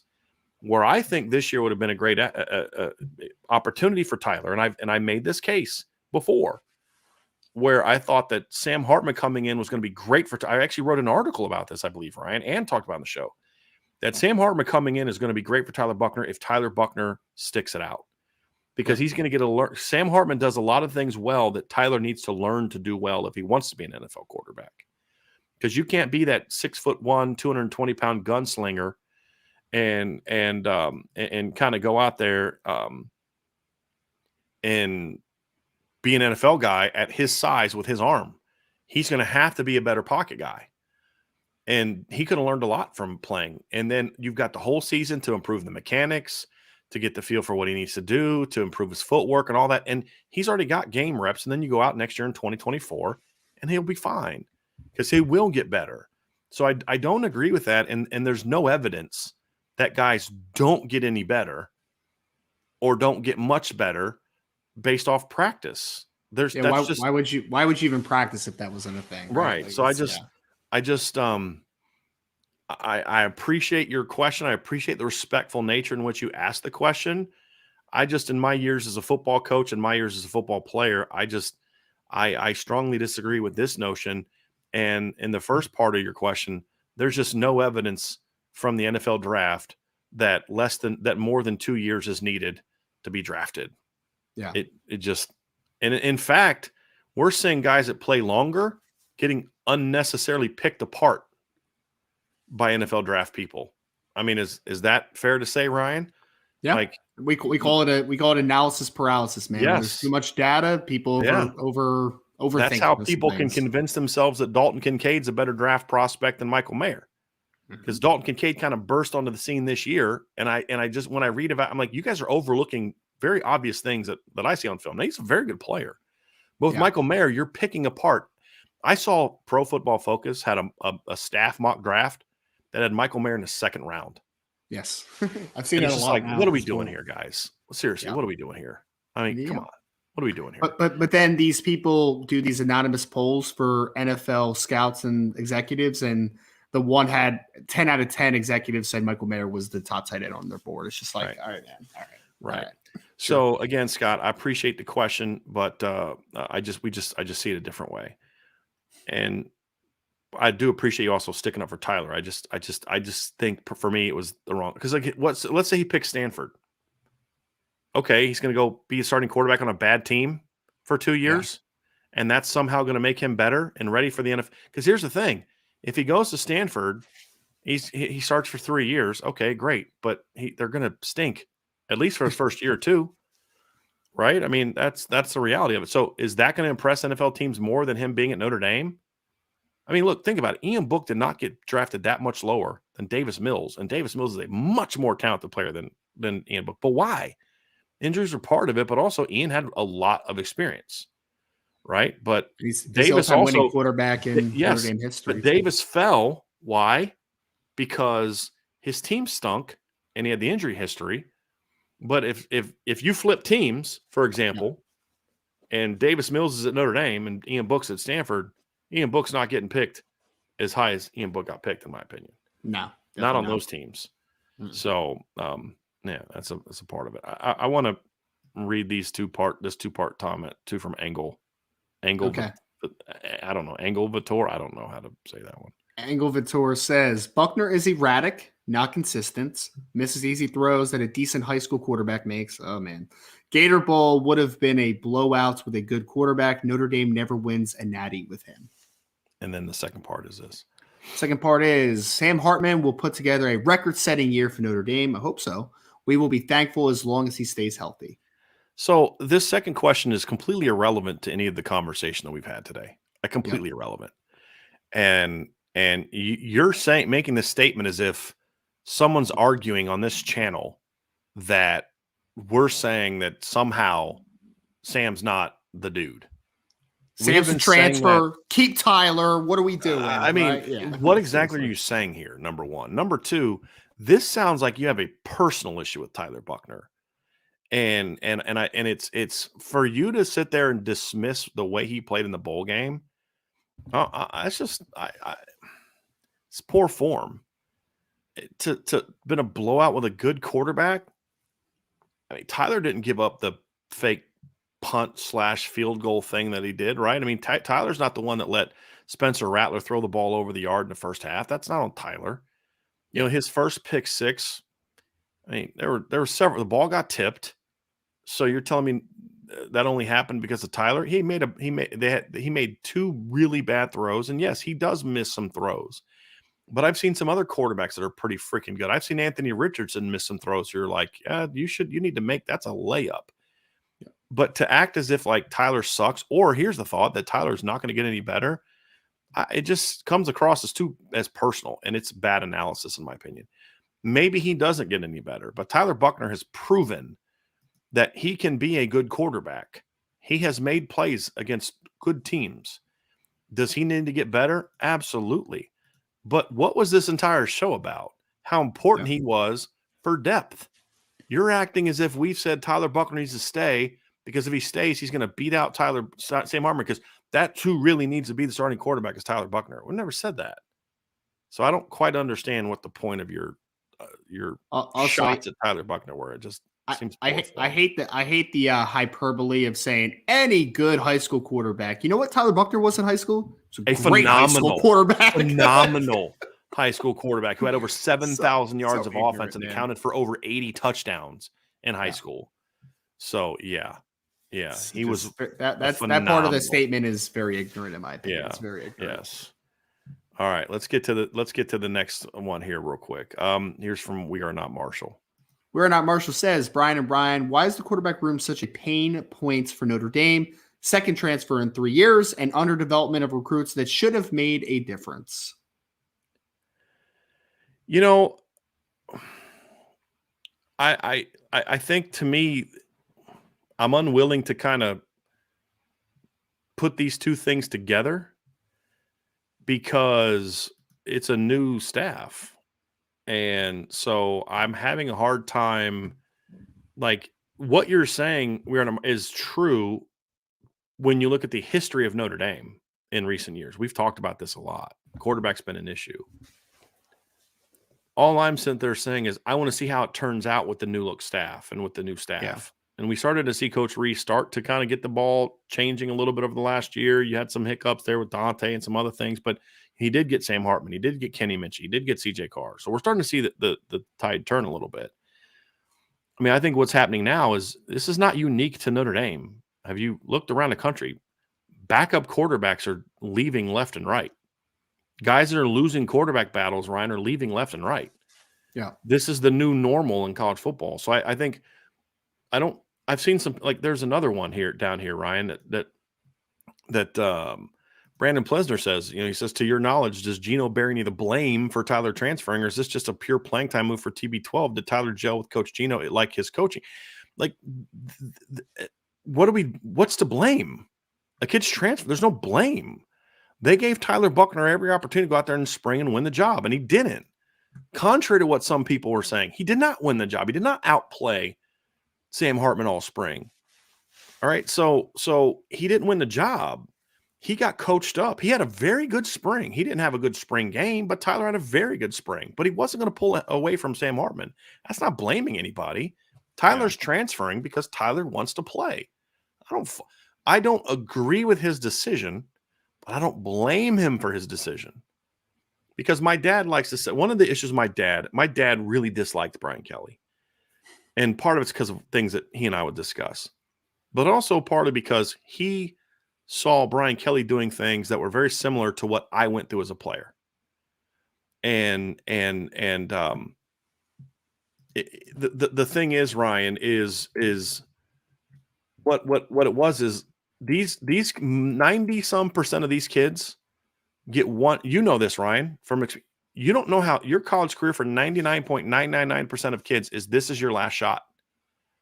The NFL is not guaranteed. This is your last chance to play.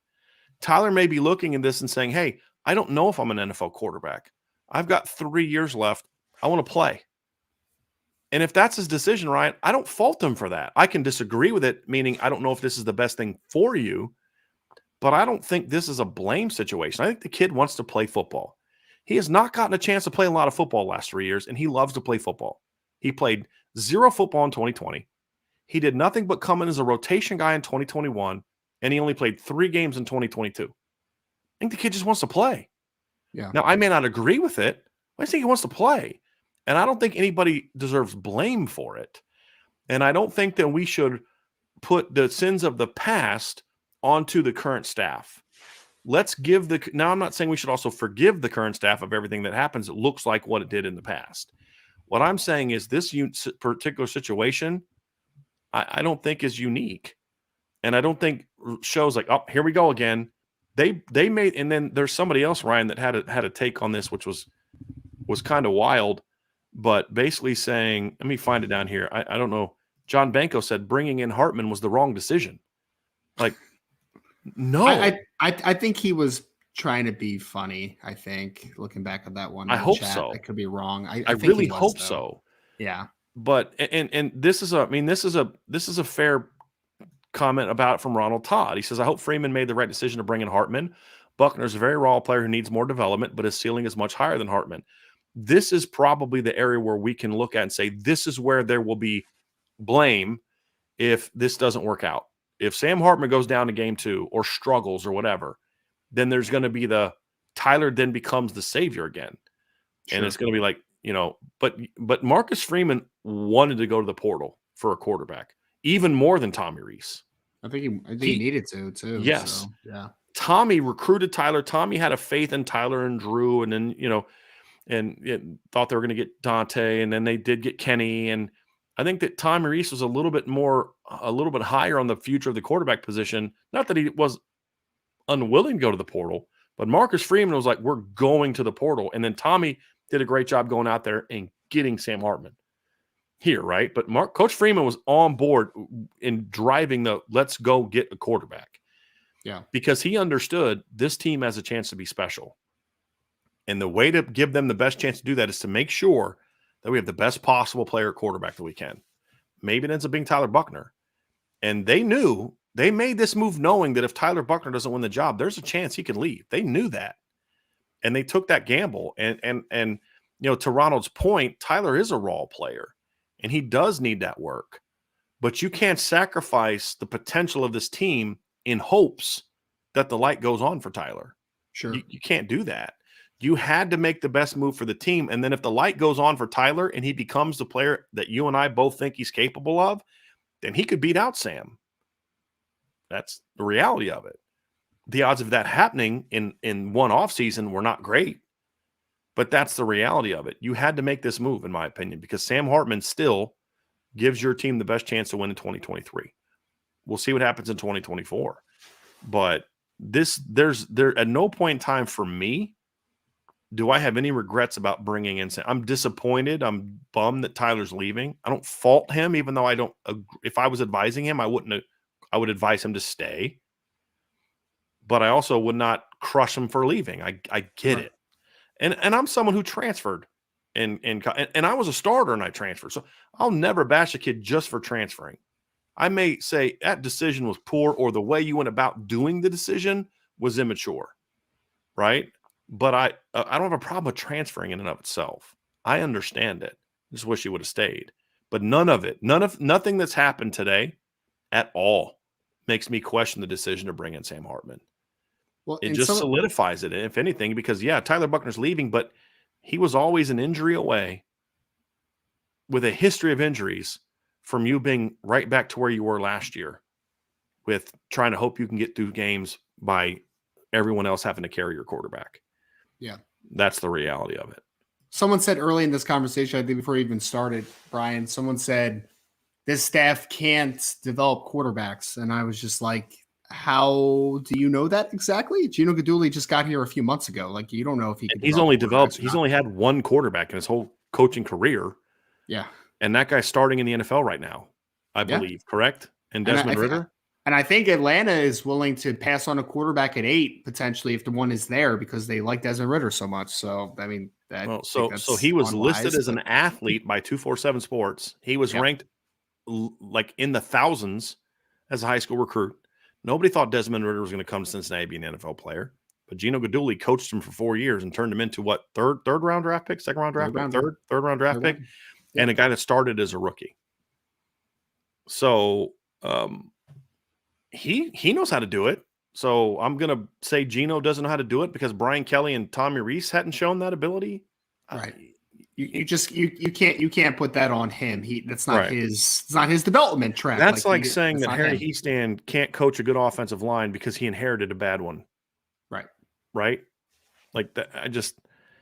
I don't like, look, somebody says 15 years of mediocre QB play, great talent in the room is definitely a trend. We've been talking about that. How long have we been talking about that? But it's not the guys that have done that are not Guidugli. freaking here. Yes, exactly. The coaches responsible for developing the quarterbacks right now have never coached a single game in their current roles at Notre Dame. Jared Parker's only coached one guy at Notre Dame, and he's about to be a first-round draft pick at tight end. Gino Guidugli has never coached a game at Notre Dame, and the only quarterback he's ever coached more than a year at Cincinnati is now starting in the National Football League after being ranked in the thousands coming out of high school. So Tommy Rees is not the quarterback's coach. Brian Kelly's not the head coach. What happened that's like me saying, no. They're very good at developing quarterbacks. Well, what makes you say that, right, Brian? Well, Brady Quinn and Jimmy Clausen. I mean, if we're going to do that and play that game, why can't I talk about that being part of this history? If we're going to talk about coaches that aren't here anymore, then why don't we talk about Charlie Weiss, who's both of his only two quarterbacks that he ever coached are a first and a second round draft pick, and the two most prolific passers in the history of Notre Dame football. Right? But he's not here anymore. Yeah. Neither's Tommy Rees, neither's Brian Kelly. Neither's what was the guy's Matt LaFleur. Neither's Charlie Molnar. Neither's Chuck Martin. Neither's anyone else that's been Peter Voss. Neither's any other guy that's been responsible for the development or lack thereof. That is a problem in Notre Dame. But that's not something that is relevant to the current coaches. Now, they need to prove that they can do it. We're not sitting there saying, no, Gino's going to do a great job. I don't know. But I'm also not putting on his shoulders against him. What other coaches. Exactly, Ryan. Exactly. Just like I'm like, well, Mike Elko sucks as a D coordinator. What makes you say that? Because did you see what the defenses were the 3 years before? They were terrible. Yeah. Well, that's because Brian Van Gorder can't coach. Gino Guidugli can't develop quarterbacks at Notre Dame. What evidence do we have about that? He's been here for what, 3 months? Like, what evidence do you have about that? Right. And I'll tell you what, I was impressed with what I saw from the quarterbacks this spring. So, exactly. It's like Ronald Todd and some other people have had comments that are like, hey, look, we're going to find some stuff out. And that's fair. That's very fair. Because like I said before, every decision you have has consequences, especially in this era of open portal. But you've got to make your decisions with convictions, and then whatever happens, but you make your decisions with convictions. You can't be afraid of failure. And I love the fact that Marcus Freeman and his staff are not, hey, we're going to bring these kids in, and if you don't like it and you want to transfer and you don't want to compete, then you know what? You didn't really have what we think. And I'm not saying this about Tyler, I'm saying in general. Then you don't really have in you what we need to go out and win a championship. If you're going to quit on this battle, then you're probably not going to be the guy that digs deep in the fourth quarter on 3rd and 1 when we need to stop against Georgia in the playoffs. You're probably not that guy because it's too tough for you. And you're just not someone I want in the trenches with me. You're going to find out the way that Marcus Freeman's going about talent acquisition. You're going to find out who's about that life at Notre Dame. And it's been a long time since we've been this, because at Notre Dame under Brian Kelly, there's a lot of entitlement. You're a veteran. This is your job, and you'll get your chance. Don't worry. Marcus Freeman's creating an environment of you're going to have to compete for your job, whether you're a 5th-year senior or a freshman, and the best man's going to win. And Tyler Buchner was given that opportunity, and he didn't win it. Sam Hartman did. And Tyler's now got to do what Tyler's got to do. But it came from competition, and that's never a bad thing, because Sam Hartman is going to be that guy that was battle-tested as a player and then also in this competition, and he will have earned the respect of his teammates because of it. There's no doubt. And had Tyler Buchner won the battle, he would have done the same thing. So I'm good. I'm good with where they are. Here's one from this is a great name, by the way. Love it. Owen Ninja Master. Love it. It's awesome. Is it really the new coaches not gelling with all these highly recruited juniors? Surprising, and Freeman's comments seem to not align with reality. So I'm going to ask for a follow-up here, because I'm just curious what you mean by his comments not aligning with reality. I'm not disagreeing with you there. I just don't know what you're referring to there. I don't think it's about not gelling. I don't think there was any issue with gelling with Tyler Buchner. Quite the opposite, actually. I think Tyler Buchner's making a decision that he wants to play, and he's not going to, somebody asked, I think Zach Filippi asked, why is Tyler leaving if Marcus Freeman said that there's still a quarterback competition? Because Tyler's not an idiot. Tyler's a smart kid. Tyler looks and says, every time we had a scrimmage, this guy did that. And the odds of me beating the guy out are just not. I'm making a business decision. I don't fault him. Again, there's a difference between disagreeing that it's the right decision and faulting him for I don't fault him for the decision, even though I don't agree with that. I don't fault him at all for it, because he knew he was going to get beat out. He's not leaving because there's an issue. Tyler played hard for Coach Guidugli, and everything and every time somebody would ask Gino Guidugli about Sam Hartman, he'd immediately start talking about Tyler right after talking about Hartman. Like, hey, don't discount him. Don't discount this guy. And so it's just Tyler got beat out and has a business decision to make, and it's not about not gelling. Lorenzo Styles did not gel with this position coach, but everyone else has. So am I to believe that the position coach had it out for him specifically for some unbeknownst reason, or could it be that the person that was the problem was not the coach? Right. And so there's other juniors that, Joe Rudolph seems to be gelling pretty well. Marcus seems to be gelling pretty well with Audric Estime. Seemed to be gelling pretty well with Joe Alt and Blake Fisher and a lot of the guys in that class. But the reality is that's going to be true for every coach. You're going to have kids that don't click with you. You're going to have kids that don't gel, kids that don't make it. Just the nature of the game. Jared Parker seems to be gelling pretty well with Mitchell Evans. I guess Mitchell Evans doesn't really count towards that because he wasn't highly recruited, but you get the point that we're making here. So I don't quite see it that way. And a lot of the kids, and here's the other thing too, a lot of the kids from that class are already gone. So, I don't think it's necessarily a deeper issue than that, in my opinion. I just think you're creating competition, and guys that are losing those competitions are leaving. That's happening all over college football right now. And not every player is going to pan out. I mean, talk about the recruiting stuff, right? Like, yeah, awesome. We got all these high-ranked recruits. Not everyone's going to turn into what you thought they were going to be in high school. Like, that's just the fact of it. And that's not just a Notre Dame thing. I mean, Brian, I remember one year Alabama's number one recruit was a young man named Ben Davis at linebacker. Oh, yeah. I love what that did Ben kid. Davis ever do, man? He was a 5-star. I mean, it happens all the time. Remember when they got Antonio Alfano, and he was supposedly the best player in the country, and he did nothing. And we don't talk poorly of him because he's from New Jersey. Right. So what about that defensive lineman that they got? The Inobi, forget his name. Oh, Ayoma. And he was, and he's now going on college number 5, something like that this year. I mean, sometimes it just don't pan out, and look, when it's an issue is when you see something like what we saw with Dell Alexander a couple years ago. Like there was just like this mass exodus from his position group. That's when you can say, hey, there's clearly a problem there. Yeah. When one guy who gets beat out is leaving, it's not a coaching problem, and it's not always a player problem. There's no one to blame for Tyler Buchner not panning out at Notre Dame the way we hoped, other than fate. Yep. And the injury he had as a sophomore, combined with the COVID situation and as a senior in high school, combined with the fact that he got hurt in game 2. And I'll say it again, if Tyler Buchner doesn't get hurt against Marshall, Sam Hartman is either in the NFL at Wake Forest, or actually he wouldn't be at Wake Forest because I believe he told people before the season this was going to be his last year wait. He'd either be in the NFL or he would have transferred somewhere else. He wouldn't be at Notre Dame. It's just that's the breaks. But that's also part of the reason why you needed to bring in Sam Hartman, because you couldn't guarantee that if Tyler came in and had a brilliant spring and was phenomenal, and you didn't bring Sam Hartman in, and you're like, man, he's the stud we thought he was going to be, and he goes out there and he rips up Navy and he rips up Tennessee State and he just embarrasses NC State, and they beat Ohio State and they're 5-0 and they're in the top 4, and then boom, he gets hurt against Duke and he's out for the year. We've seen that a couple times already with him. Yeah. And now where are you? You're in the same boat now that you are with Sam Hartman. But see, the difference is Sam Hartman doesn't have the same track record of devastating injuries. So just the breaks sometimes. It's unfortunate, but there's no blame. There's not always blame. Sometimes there is blame, but it's not always that. Sometimes it's just football.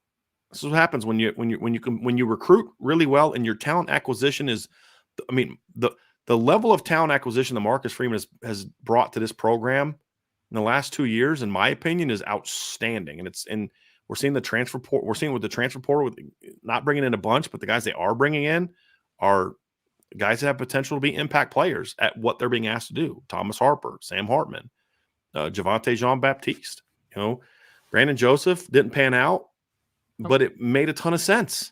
It made a ton of sense. Yep. And what happens is he doesn't play, and in steps Xavier Watts and says, I got this. You don't need to bring him back. I got this. And that's a good place to be, in my opinion. J.D. Bertrand and Maris Lewifau and Jack Kaiser are fighting for their jobs this year. Because why? Because you got some really talented young players that Marcus Freeman has brought in that are competing with you. And if they still start, hopefully it's because they got better, because they were forced to get better. So, I mean, I get that we always want to have someone to blame. That's just the society we live in, and I understand that. And sometimes there is blame to be going out, but sometimes that's football. And in this case, Ryan, that's my feeling. It's football. It's just the reality of it. It sucks. I wish it would have stayed, but it's football. We had a question from Jason. Said, Brian, not that I want it, but do you feel CJ Carr has the tools to run the team as a true freshman? Yes. If he has to, do I think that CJ Carr has the arm talent, the athleticism, and the mind and the leadership potential to play as a freshman? Yes, I do. Yeah. My only concern about CJ playing as a freshman, I have 2. Experience, and that's just the reality of it. And then 2, Ryan, he's going to have a freshman body. And that's all. I mean, Trevor Lawrence was 6'5", 210 pounds as a freshman. Yeah. CJ Carr is 6'2.5", 6'3". He's going to be like a $190, $195. maybe he'll be able to hold up through the course. But that would be my only concern is the lack of experience, which there's nothing you can do about, and the fact that he's going to be a freshman and he's going to have a freshman body, and you hope that he doesn't take much of a pounding. But do I think he has the tools to do that? Yes, but I'll go back to my original stance, Jason, and this is a very fair question. I just don't want to be in a situation where they have to play him as a freshman. Right. If CJ goes out there and wins the job, I'm going to be fired up because the best man won the job. And he's going to have to play well to beat out Kenny Minchie and Steve Angeli. It's just that I don't want it to be a situation where he's playing because, well, who else are we going to play? Necessity versus, right. Yeah, exactly. Right. Yeah. If he earns it, great. And it wouldn't shock me if he starts as a freshman. I'm just not projecting it or expecting because it's just there just aren't a lot of quarterbacks that do that. I mean, there's just Trevor Lawrence is a unicorn. He's the oddity. Usually when freshmen start, they're starting on bad teams, not on good teams. And yeah, it's just kind of where it is. So Brian, so the 4 quarterbacks that you talked about earlier that might go in the first round this year are probably top 10 to 15 in the 2023 NFL draft. Bryce Young, CJ Stroud, Will Levis, and Anthony Richardson. What do all those players have in common? None of them played redshirted when they freshmen. They all played nothing. If they did play, they played mop-up duty. That's it. Yep. Yeah. Just happens, man. They're all pretty good. And of that group, Bryce Young's probably the closest comparison to CJ. Not the biggest body, wicked smart, great mind. Like Bryce Young had the mind to play as a freshman. Yes. It's just his body wasn't ready yet, and they had Mac Jones. Yep. CJ Carr has the mind and Bryce also had the arm talent. I mean, Bryce, he's very, very rare arm talent, in my opinion. But it's the size, right? It's when I say it's like what CJ Stroud needed development as a quarterback as a freshman. Anthony Richardson needed a ton of he still needs a ton of quarterback as a freshman. Will Levis is a 5th-year senior, still needs a ton of development as a freshman. That's why I say the guy that you say most compares to Bryce Young is CJ Carr. I'm not saying CJ Carr is Bryce Young. I'm just saying they compare. Yeah. Yeah. I mean, I get it. I mean, there's definitely some layers that make a little bit of sense there. I get that one. I definitely get that one because you're comparing him to one of those 4 to your point. But I mean, again, I just come back to, man, it's like Trevor Lawrence is an oddity. Like it just doesn't happen very often. You just mentioned Mac Jones. You know what Mac Jones also did? He won a championship as a senior, as a redshirt senior, as a redshirt 5th-year senior. Yeah. You know what he did as a freshman as well? Redshirted. That's usually what happens, man. That's usually what happens with these kids. So patience. Redshirted and sat for 3 years. Yes. Right? Yes. I mean, and Tua didn't get his chance really till halftime or second quarter of the championship game as a freshman. Yep. And they didn't want to play. They didn't even want to play him as a freshman. I think that's a sign of a healthy program, honestly, not having that guy have to step in and be that dude from day one. That's a healthy program, in my opinion. Yep. All right, let's get to some more questions here. Here's an interesting one, Ryan, from Zach Filippi. Zach says, is this why Tyler Buchner did not play well in the spring game, meaning that he was not mentally there? It's tough for me to know that, but I mean, you don't know when the decision I can't say yes. Made. Yeah. I can't say yes, Zach, but I also can't say no. And that's sort of where we are, Ryan, is you're in the situation where 3 days after the spring game, he's in the portal. Yeah. That decision seems like it's hard for me to believe that decision was made post Saturday. Yeah. Especially because Tyler's such a well thought out kid and everything, right? Yeah. So, I mean, I could be wrong. Again, this is my opinion. I'm not stating facts. I'm not saying what happened. I'm not pretending I know something that I don't know. But I mean, I was told, a guy texted me before the show, but do I not get credit for this? But I was told on Saturday after the Blue Gold game that a guy came up and told me that it's 95% that Tyler Buchner transfers. I said, man, I hope you're wrong. And that wasn't his opinion. That's kind of what he was hearing from some of his sources. Well, if he's hearing that, then that means that that was already out in the universe. It was being talked about already. Yeah. And then when it's kind of like this, when it's kind of like the Deshaun Kaiser, Malik Zaire situation in 2016. Once Deshaun came in and led the team right down the field in the touchdown, now Malik was no longer competing against Texas. Yeah. Malik was now competing against Deshaun, and that's just not where you want to be, especially when you find out later that they didn't tell him that till the day before the freaking game. Yeah. You know? And so there was no preparation for it. And so for me, Ryan, I have to think that it was in his mind. And then once Sam leads him right down the field and scores, and then, Tyler has the 3 and out, and it wasn't his fault. He's getting sacked. He had a miss. And then Sam comes right back down the next series, bam, post route touchdown, runs. And you're just like, now Tyler's like, okay, now Sam, think about it. Sam had led them on 2 touchdown drives, had made some great balls, great throws before Tyler was even on the field for a second series. Yep. And now he's competing against that. I mean, so I think all of it is part of it, but I have a hard time believing that it wasn't in his mind, but I can't say that for sure. I really can't. And because something I can't say expedites it too, Ryan, because he has no choice but to make a quick decision either, because the portal ends on Sunday.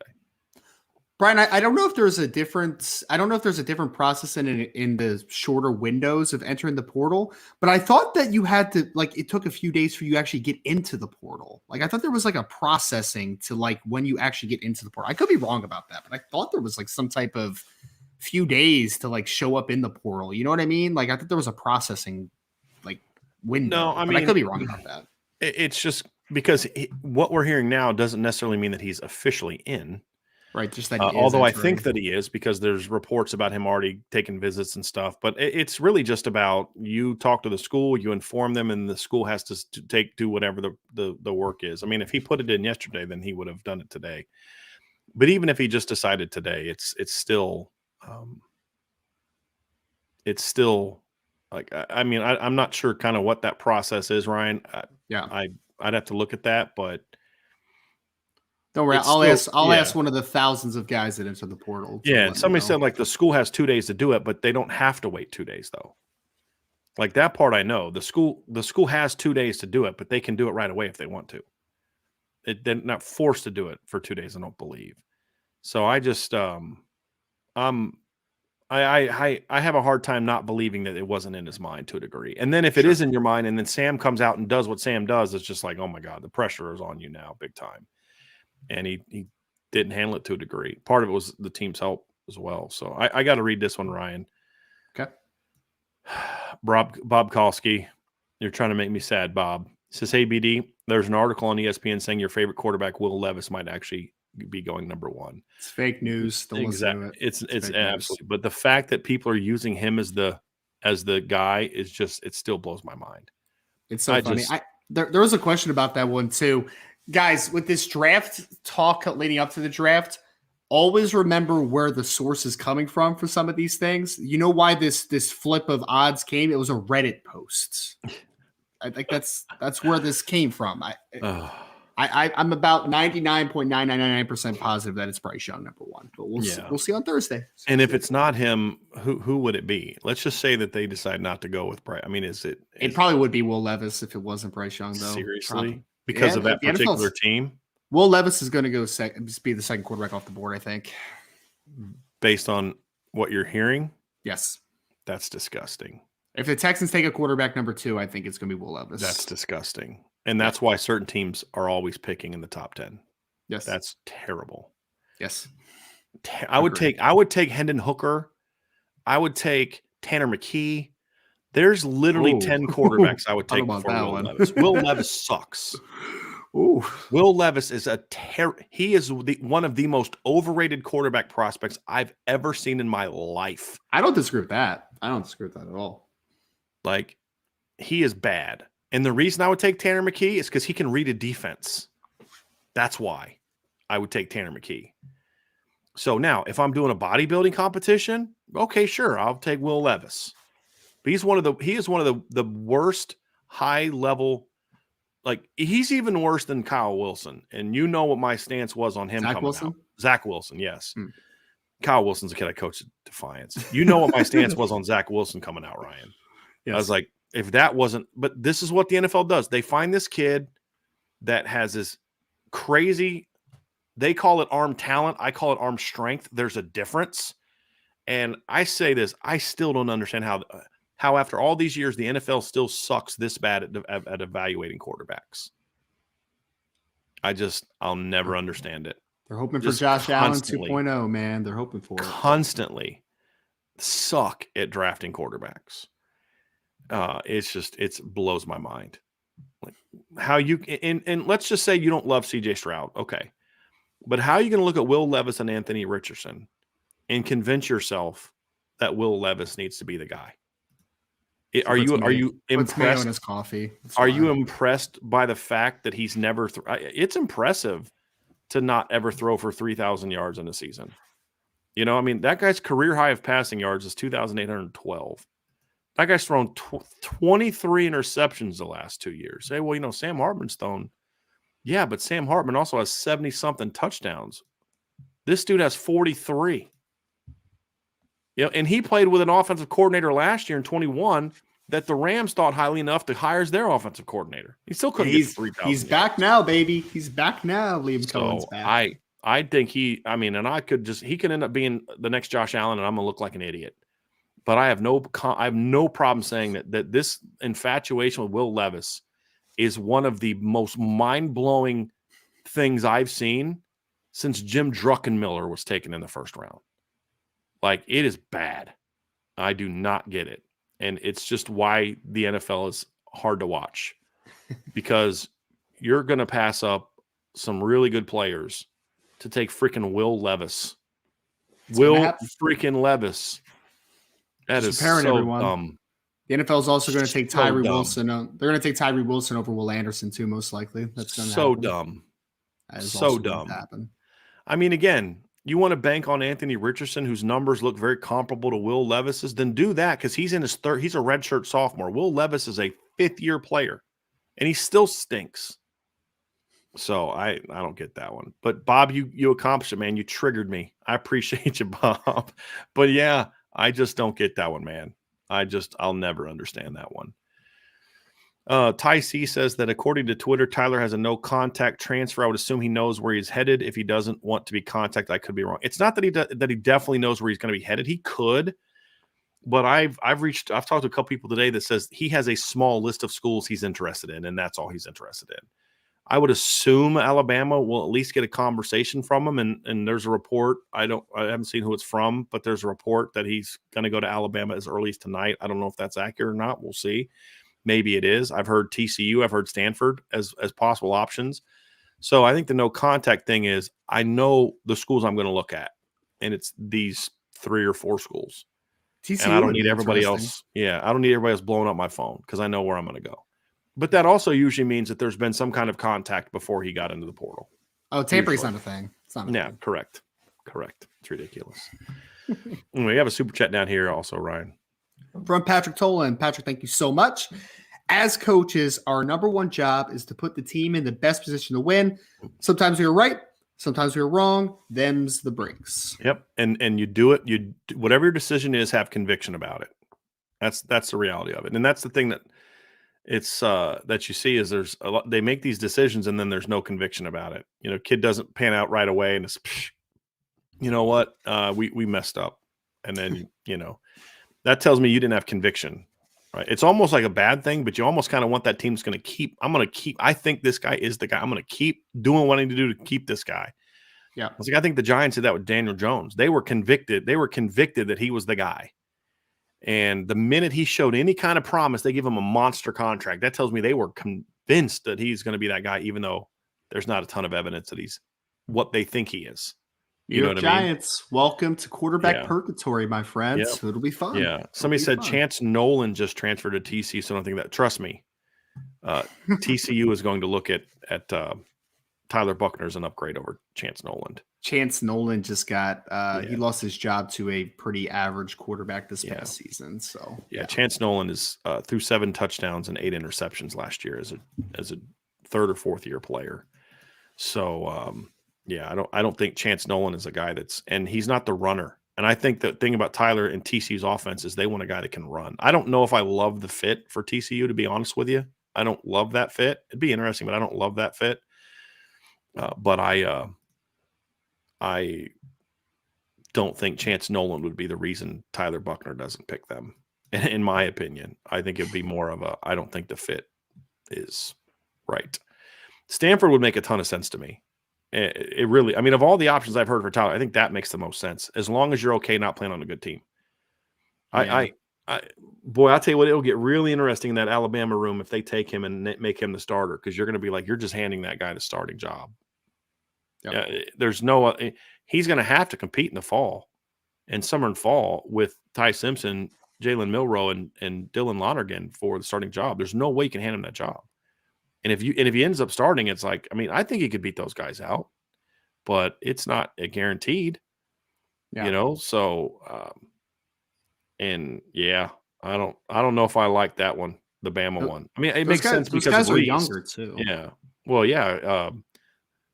Ty Simpson's are going to be a redshirt freshman this year. Yeah, and I think Milroe's only a redshirt sophomore. I think so. Yeah. They're like the same age, right? I mean, so yeah. Yeah. So we'll see. Which is weird because, I mean, if you would sit 1 year at Notre Dame and then potentially be the starter. If you go to Alabama and get beat up by Ty Simpson, you're never going to play. So, correct. Yeah. Correct. All those guys have multiple years. You're taking a big gamble going to Alabama. Yeah. So you said stay at Notre Dame. That's what I would do. So anyway, we'll see. Here's one, Ryan. I'm gonna ask this one because I want you to answer it. How short is this is from Josh Buffalo, the motivational business banker. Thanks, Josh. How short is the leash at linebacker this year with all the young talent behind them? Josh, I mean, I feel like there's two answers to this question. How short should the leash be, and how short is the leash actually going to be? Like, that's my hesitation going into this year. We saw what Nolan Ziegler could do. We saw what Drake Bowen could do. We saw what Jalen Sneed could do throughout the spring and in the blue and gold game in most cases. Even saw what some of what Preston Zitter could do, although I'm not saying Preston Zitter should start as a freshman. That's not what I'm saying. But we saw what the young guys can potentially do. And we saw last year that there are inconsistencies at the linebacker spot. JD Bertrand's going to play, and he should, right? He should. He's been playing for multiple years. He's been productive. Maris Loithal's a guy that should have a shorter leash this year. They should. Yeah. If he's not playing good football, there's other options that should be on the table. I just don't think he should start at all. I think his leash should have already been tugged. And I think you're doing a disservice to Marist by throwing him out there as a starting linebacker. My thing is find a role for him in your nickel packages, your niche packages, and things like that, and let him just say, here's your job, go do it. But, I mean, I saw nothing from him in the open practices and nothing in him from the blue gold game that makes me think he's all of a sudden going to become the impact guy that we thought he was going to be. And I hope I'm always looking for it because he's got the tools. I don't see it. I don't see it. Yeah. Somebody asked Caleb Burton from Ohio State's in the portal. Somebody asked if I would look at him. I would not. I don't think he's better than the guys you brought in, to be honest with you. He was a kid that went to Ohio State. He'll be a redshirt freshman this year. Has apparently dealt with some injuries. He was very highly ranked coming out. I thought he was a little overrated, to be honest with you. I liked Keon Graves and Caleb Brown a little better than him, to be honest with you. And then, of course, Cardinal Tate and Brandon Ennis are definitely better than him. I don't see him being an upgrade over the guys that Notre Dame has. I think he'd get buried a little bit.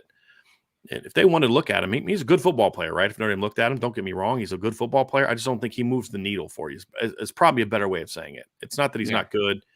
He was a top 100 to 150 guy for me. He just wasn't the top 50 borderline 5-star that some people had him to be.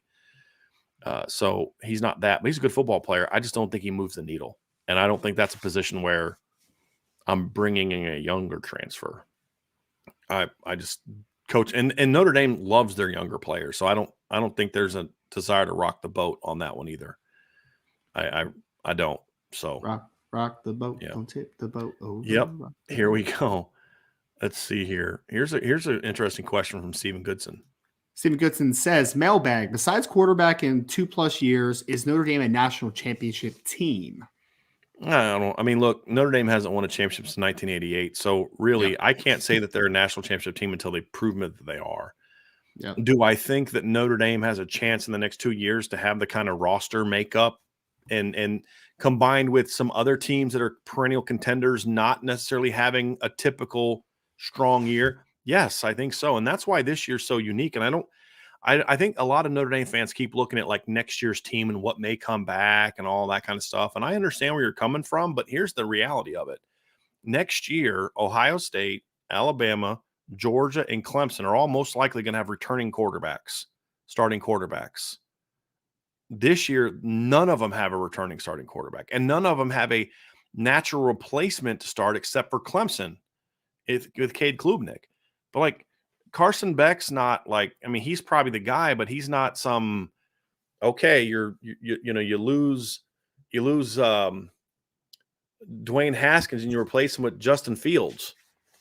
It's not that. You lose Deshaun Watson and, you go through a bridge year with Kelly Bryant and then here comes Trevor Lawrence. It's not that. He's not that. You've got a window right now. Take advantage of it. Yeah. Now, the margin for error for a championship is still small. It's getting wider though. And that's why I look at it and say, no, I'm not looking at next year. I want to see them do everything they need to do to win this year. Mm-hmm. That's what I want to see. All right. Ryan, any thoughts on that? I know we got to wrap up here soon because you got to run. Yeah. Anything you want to add to this? No, I mean, I think they'll have a opportunity to compete for a national championship. But again, like I haven't ever seen a national championship in my lifetime. So, I mean, You're asking me to bet on something that I haven't seen, right? So they got to prove it. Yeah, they got to prove it. You got time for two more, Ryan, or do you got it? You got it. Okay. Yeah. So I want to get one here from Katie Keevers and one from Crystal Rose. So I'm going to bring this one up from Katie because I want to get your thoughts on these last two as well. Okay. Katie says, how much better does Hartman make the receivers? Felt like it didn't matter who was playing in the spring game. He was going to get the ball in the right spot. I mean, that's very spot on, Katie. Yes. But that's kind of why you brought him in. I mean, that's what we felt he did. And he had good receivers at Wake Forest. You and I are both big A.T. Perry fans, but he allowed A.T. Perry to be the best version of himself because of the way he threw the ball to him. He lifted up some other kids that maybe weren't as good as A.T. Perry or not as athletic as a Donovan Green. And because of his ability to spread the ball around, I mean, his numbers overall weren't as great last year. But one of the things I loved about Sam Hartman last year, Ryan, was how effectively he spread the ball around last year. I mean, the year before, he threw for over 4,000 yards. Last year, he didn't. But the year before, A.T. Perry and Ja'Cory Robertson were both over 1,000 yards. Taylor Moore was at 600, and then Keyshawn Williams is at 400. Yep. So you had four guys that were over 400 yards. Last year, you only had one guy over 1,000, but you had five guys over 550 yards. A.T. Perry had 1,096. Donovan Green was over 600. Jamal Banks was over 600. Taylor Moore was a 575. Keyshawn Williams was a 553. He does a great job of spreading the ball around, and it's just like, look, I'm reading the defense. I'm going to get the ball where it needs to go to. So get open. And that's what I love about this is like if you're a receiver at Notre Dame, I don't care. And he showed this in the game you were talking about it, Ryan. If you're the third or fourth receiver, you better freaking run your route because you may get the ball. Last year, we saw the third and fourth options just jogging off the line half the time, especially early in the season, because they knew they weren't going to get the football. That's not the case with Sam Hartman. If you have a route option, you need to expect the football. And I love that. I think that makes the receivers better. Yeah. Yep.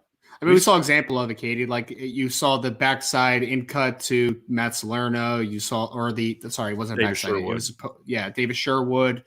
And then it was a post stop for Matt Salerno on the backside. Like that's evidence that if you are open, Sam Hartman's usually going to find you, man. Like he's a good processor. He's played a lot of football games, and that matters. 100% matters. And he's not going to lock in on his guy. Like he didn't do. I mean, yes, A.T. Perry was his top guy, but he was going to read the defense out and get the ball where it was needed to get to. Yep. And here's the last one that I thought was kind of interesting, Ryan. From Crystal Rose. Crystal says, do you see a scenario where Tyler Buchner transferring helps Notre Dame's future quarterback room? No.